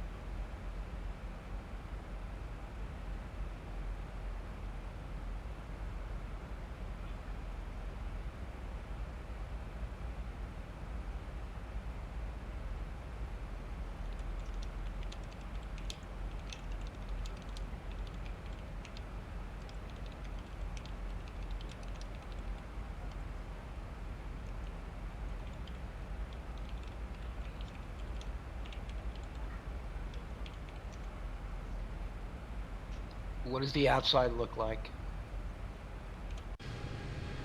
Very dark. Yeah, this is not really city area. We'll get to the city soon.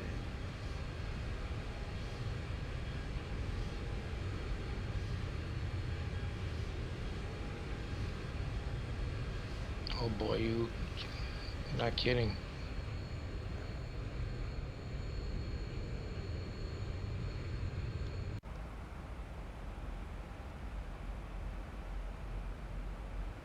Okay, now another thing is if you look at the actual weather and things, you'll also notice we've got cloud and fog, which means that you are probably also going to struggle to see.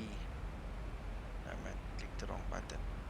Going to struggle to see the ground really from here. So even when there are like a little small town or a road going by, it's being obscured a little bit.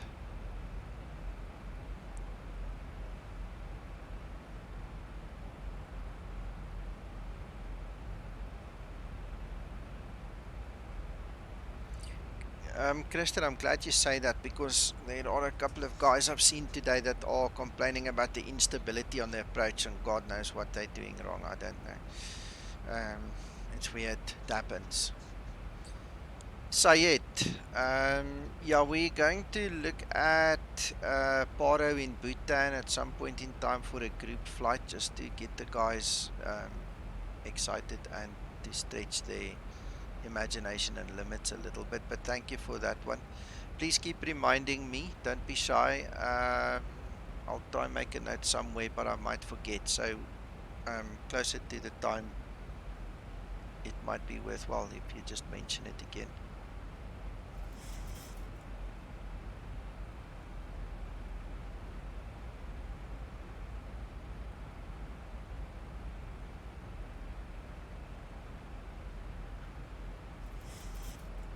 Thank you, sir. Thank you for reminding me.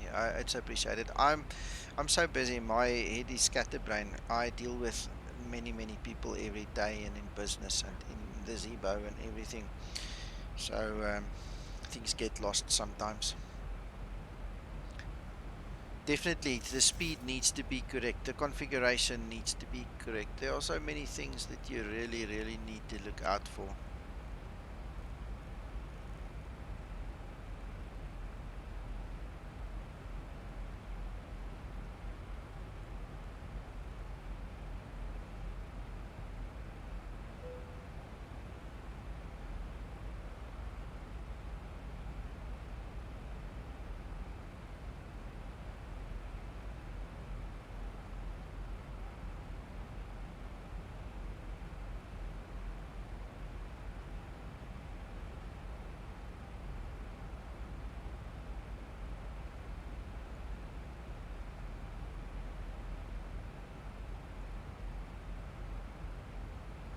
It's funny as I sit and look at these numbers. Sometimes we have 100 kilograms more, sometimes 200, sometimes 300. Then it uses up 100 again. Now we're down to only 200 extra.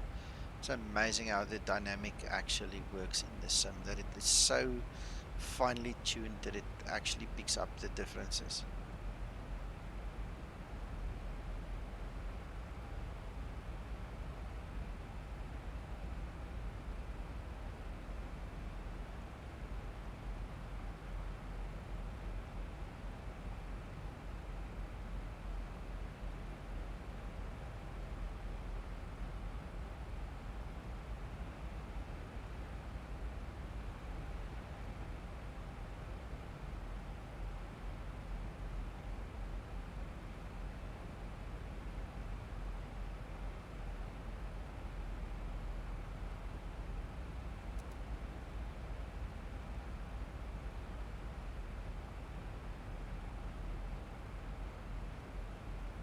Alright, so we've gone to heading select for vectoring ourselves now. I'm just going to wait for this little RNAV bug to lift a little bit, and then we're going to turn around.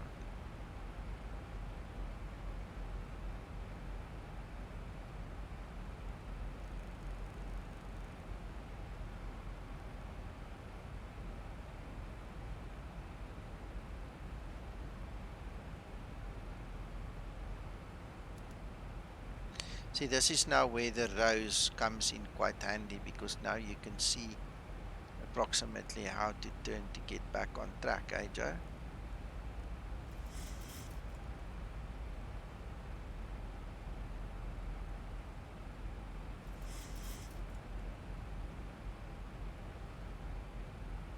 Right, the other thing I'm going to do is I'm actually going to select but not execute that next waypoint, so we've got a bit of a drawing there for us as well.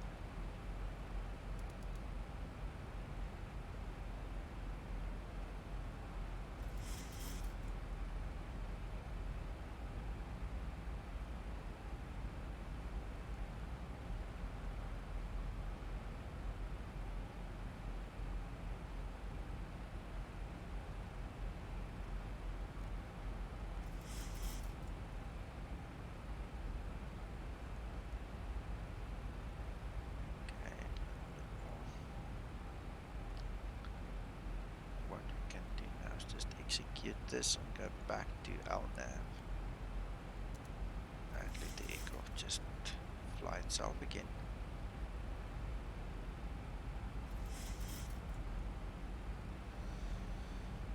Alright, our last fix is Foxtrot India 03 Romeo.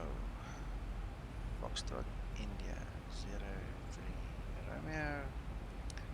What we're going to do is 7 miles with up a ring, 5 miles and 3 miles. Right, so this is going to draw the rings for us for our flaps. So at 7 miles we're going to pull the first one. In fact, just before that, so then once we hit the line we're going to go flaps 5. The next one will be gear down flaps 15, and the last one will be landing config.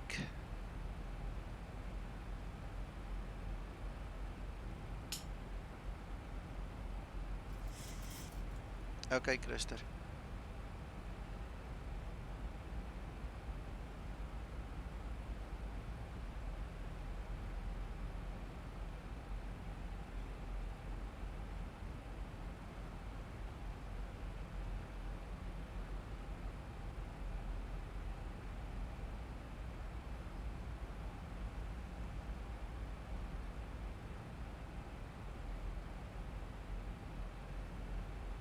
One of the things that's also changed in the model is obviously the drag. The drag has become more significant, and that's also why it's more important to fly your last 15 miles to land, that you fly it properly and you do your flaps configuration and stuff properly, because the moment you start using flaps and put the gears out, the drag becomes a big factor now for fuel consumption and things in this model.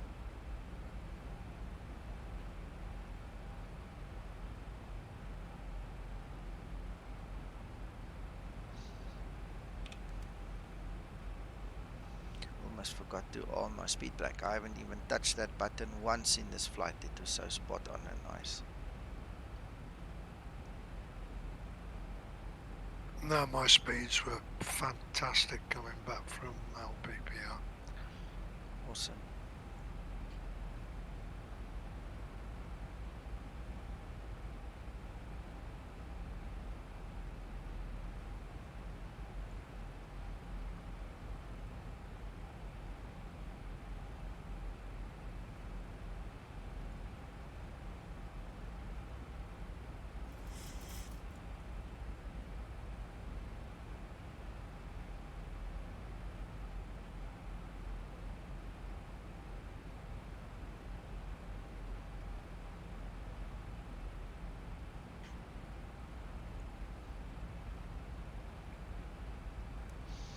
Ah, there's the lights, guys. So that's Joburg, eh? How's that? Wow.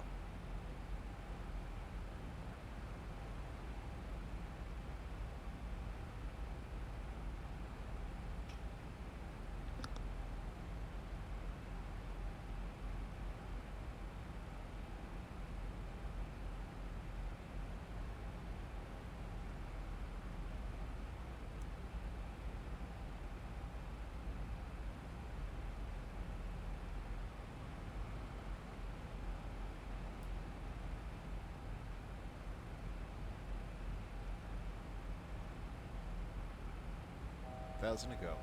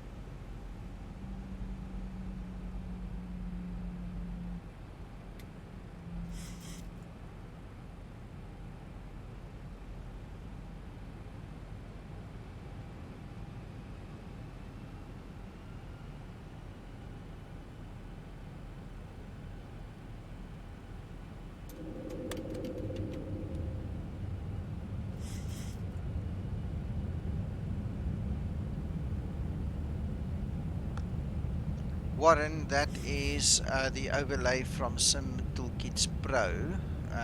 We talked a lot about Sim Toolkit Pro, so I at one point in time just said, well, why don't we use their system? And that's what it looks like.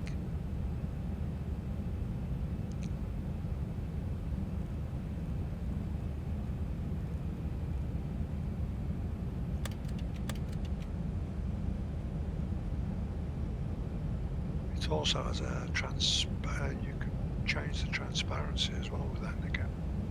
I haven't really played with it that much since the updates. Oh yeah, there we go. Look at that. Okay, thank you, Uncle John.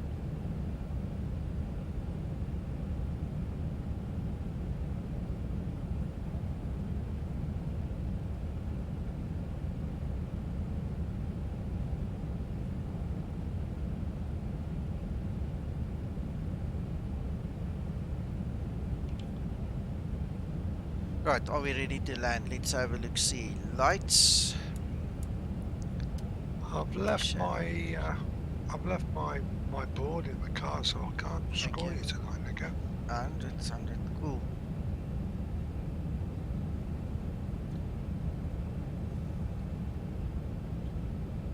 Nice.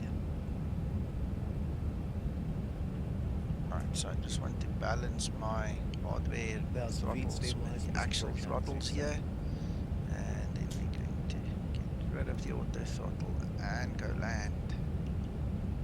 Approaching 03 right. . 1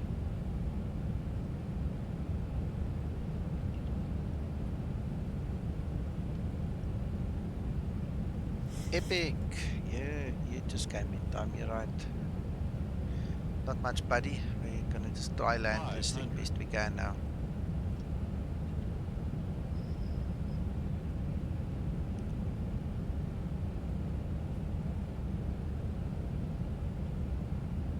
Approaching minimums. We've got a bit of an hill in the runway, a little incline there that we need to negotiate as well. 100. 50. 40. 30. 20. 10.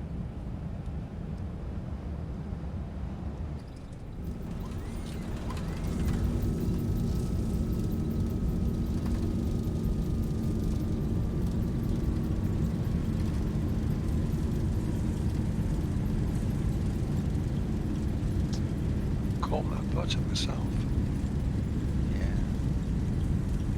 80 knots. 4,000 feet remaining. I just want to run through to the next exit. 3,000 remaining. Thank you guys, thank you.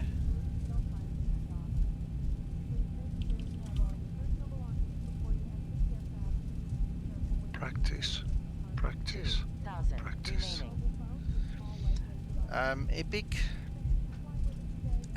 I don't know, I'm not sure if I'm a good teacher when it comes to landing, but you need to have your speeds right.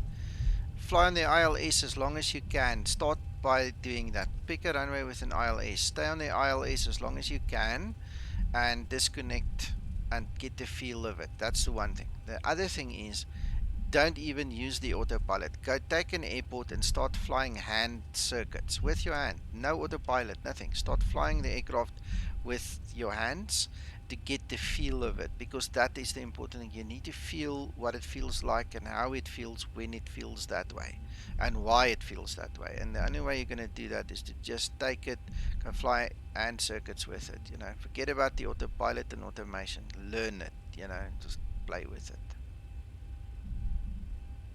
Personally, I would say do the practice with your C-172. Then worry about the Zibo. That could also help. Yes, let me just quickly look here. Jose, thank you very much. Andile, thank you. Norman, thank you. Krister, yeah, amen. Sayed, thank you very much. According to your profile picture there, it looks like you are a pilot in one of these birds. So it means a lot coming from you. Thank you so much. Between 140 and 160 is excellent. So if you can maintain that, you'll be okay.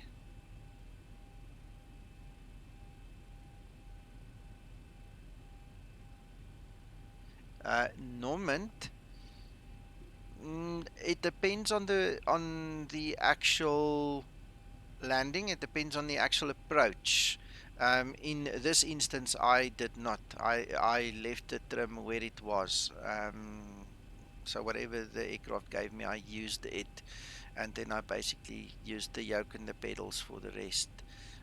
But I've had instances where I've had to trim like hell because of the steep descent or whatever the situation was, or the winds or something that took me off the path. Epic, that's part of Sim Toolkit Pro. It's something that you can just rewind the video for and have a look. We discussed it and I showed the guys in this video, so you can just rewind a bit and have a look. Oh, you know what? Now I've talked so much, I didn't do anything I was supposed to do.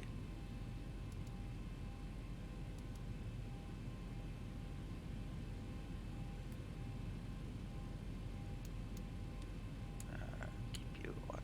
You can come off. Right, back, stay on. We don't need you. We don't need you. Okay, terrain. I'll switch the terrain off. Looks like it. Oh, come now.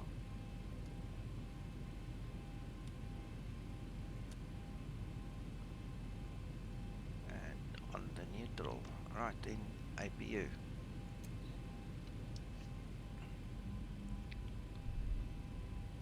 Why does the Zibo not work for you? What did you do wrong? Excellent, Krister. That's marvelous to know. Just hope it's hot, still hot. It will be. Oh, that reminds me. I still need to fix this coffee. I don't like this black coffee. I need to fix it. I keep on forgetting.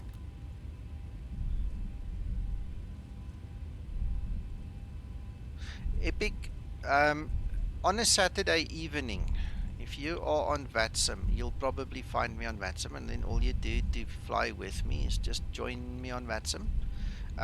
Usually I do stream it. Once or twice in the past I haven't, but usually I stream it as well, and then you just come fly with me.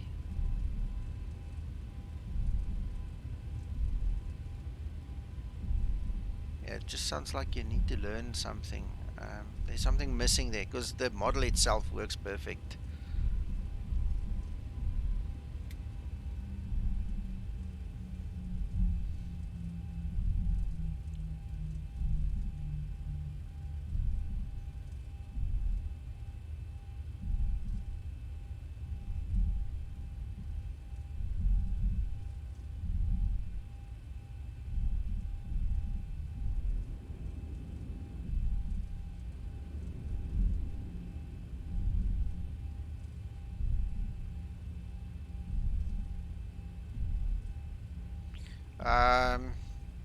I think it's I'll tell you what the time is now. It's 8:39 p.m. here in Johannesburg. Remember, I'm still in Africa. I'm pretty close to you, if not on the same time zone. An hour's difference at most, surely. Yeah, I'm thinking out loud. I'm thinking that Cairo at least should be on the same time zone as we are. On a Saturday, we usually start at 1700 Zulu, which is 7 p.m. local time.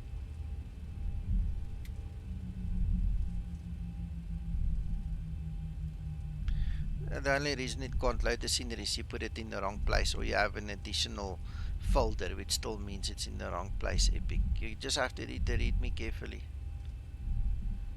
7:39, so you're an hour behind us, Krister.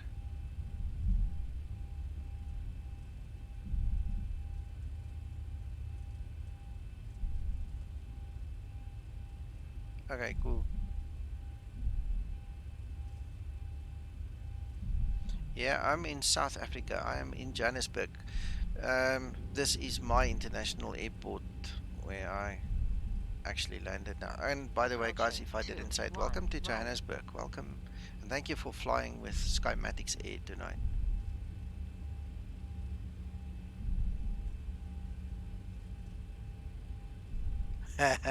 Krister,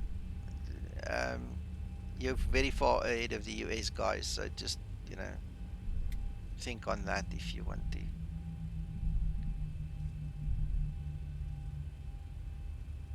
Nico, what is the relevance of Skymatics? Where did you get that name from? Many years ago, I had a big love, and I still do love them. I just don't spend time with it. You know, the comic strip Asterix and Obelix. If you don't know them, just Google them. You'll see what Asterix and Obelix is all about. I grew up with those books, and every character in the book had a tix at the end. So it was Obelix and Asterix and Dogmatics and so on. And I just kind of like the feel of it, you know. And Sky, me flying around, you know, with the ticks at the end became Skymatics. Interesting. Yeah.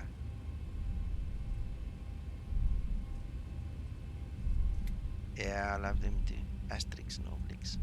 Get a fix. Those guys who dreamt those characters up really had a good imagination. Epic. I've got a Discord server, and the guys on here are basically my crew and my friends.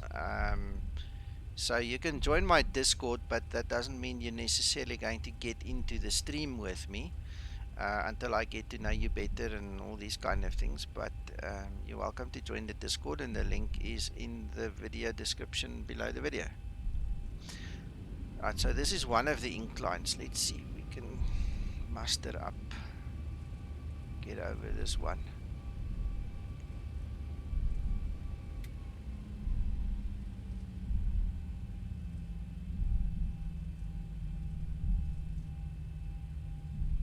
No, I can't sing. I'm as false as anything. One day when I get to heaven, I'll ask for a nice angel voice, you know, to get a new one.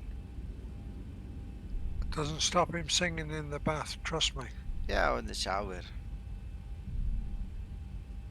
Epic, I'm using a Cytec yoke. I'm waiting for my, what do you call that yoke, Uncle John? That yoke that you're bringing, what do you call it? Honeycomb. I'm waiting for the honeycomb. Get some power going. This is almost as bad as Alicante. Yeah. That's because of the ortho scenery that I'm using. Yeah. I forgot about that.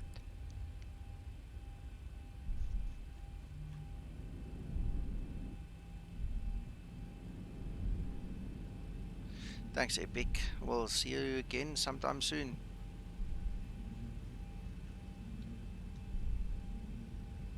When you push back here with better pushback, Uncle John, it actually pushes that truck a couple of meters back. You know, it's like that pole there with the guidance system breaks the push, and then it gets some energy and it starts pushing you. It's so funny when you release your brakes here. All downhill. It's just too much for better pushback to handle. So does he roll down here? Yeah, he rolls backwards. You push him back, and then all of a sudden you hear, and then he goes. It's funny. This is freeware, this airport, correct? Yes. And I tell you what, TDG is one of the best guys for many years designing free scenery. You must check. He's got probably more than 1,000, if not closer to 2,000 airports for X-Plane for free. The most amazing stuff. He did Manchester as well the other day. He wasn't feeling very well over December and so on, so I left some messages of well-wishing on his org page for him. I really hope he's feeling better. And even so, he still released which airport was it now? Southend, I think. No, Southend was the previous one. I don't know. If you go to the TDG page on the org, you'll see the guy is awesome. Yeah, Christer, I agree. Yeah, Matthew. Yeah. So, if you bear with me, I'll quickly just take you to daytime. And then we can have a look, see what it looks like.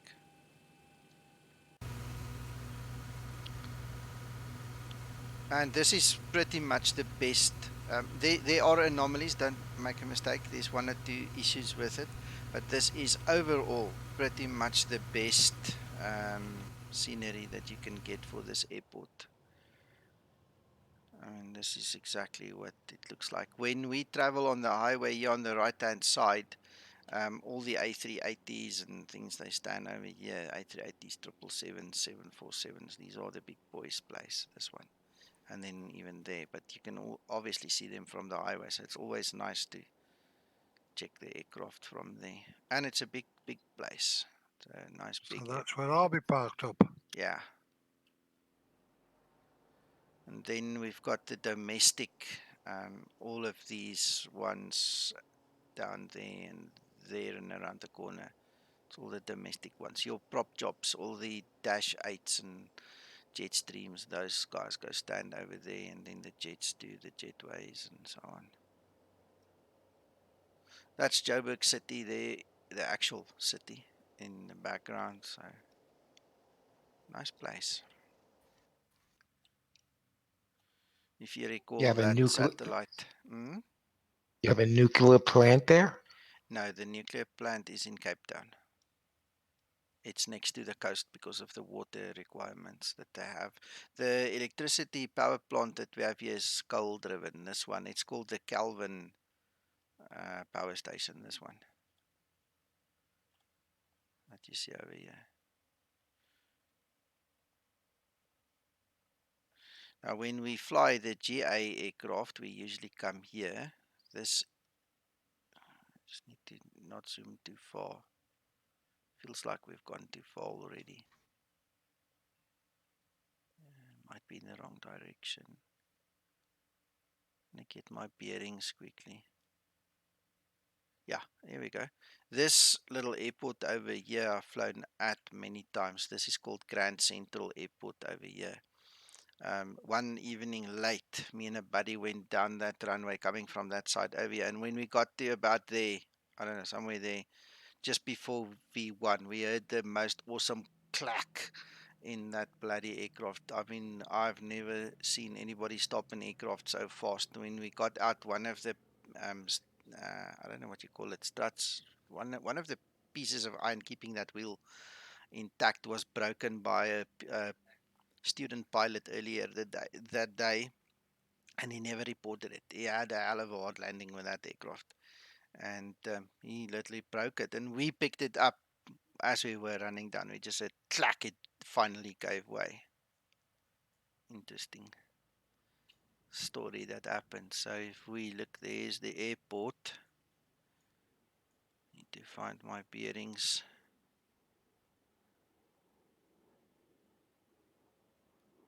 To make sure I get the right place.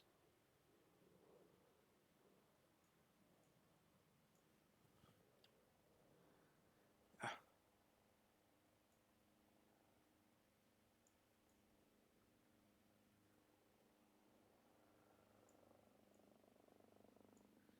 we've gone too far. That's the ridge. That's the city.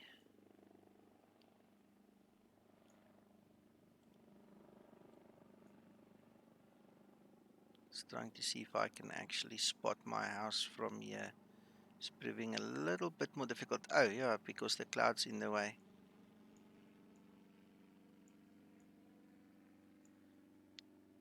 So there, where my mouse is now, that's the one I showed you earlier. That's approximately where I was there. Where my house is, where I'm sitting right now.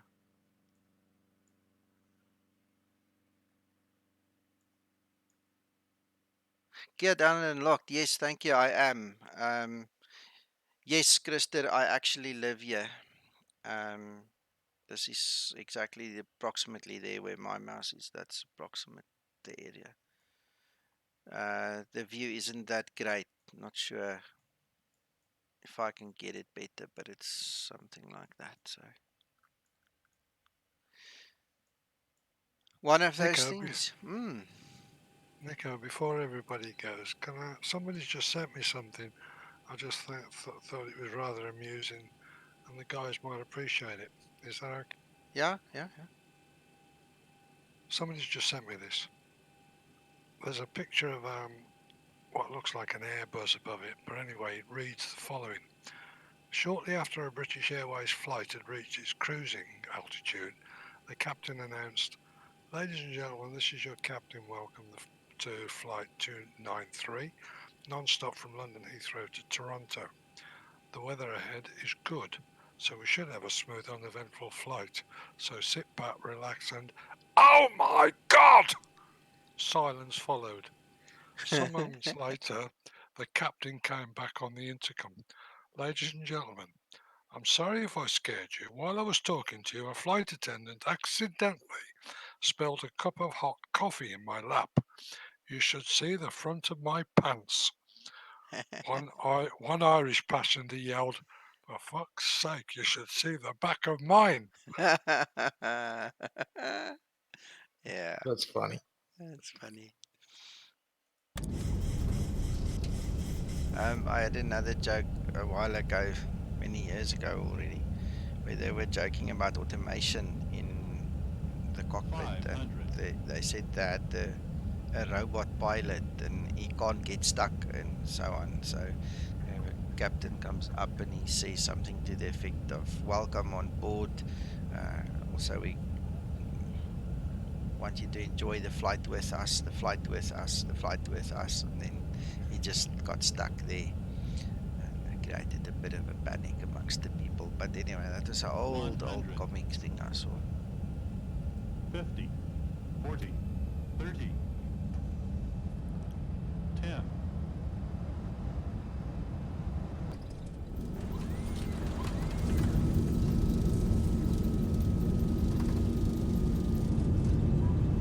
The version I heard of that, Nico, was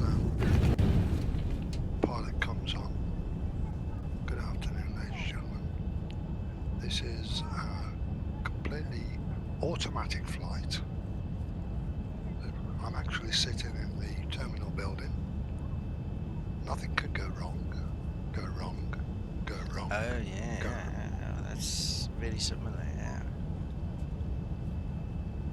that's when you jump out, grab the nearest exit, and get out.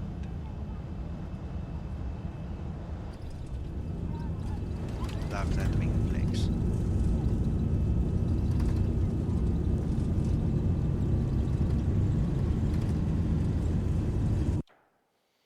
See if we can do one like this, guys, and then after this one I'm gonna bid you farewell, and I hope you will join us again at some point in time. Yeah, thank you guys for watching with me and enjoying it with me. Thank you, Matthew. Thank you, Nico. Thanks, Joe.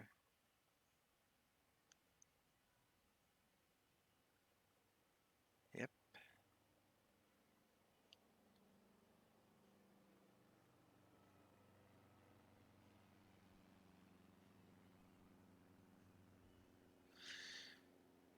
All right, we made it.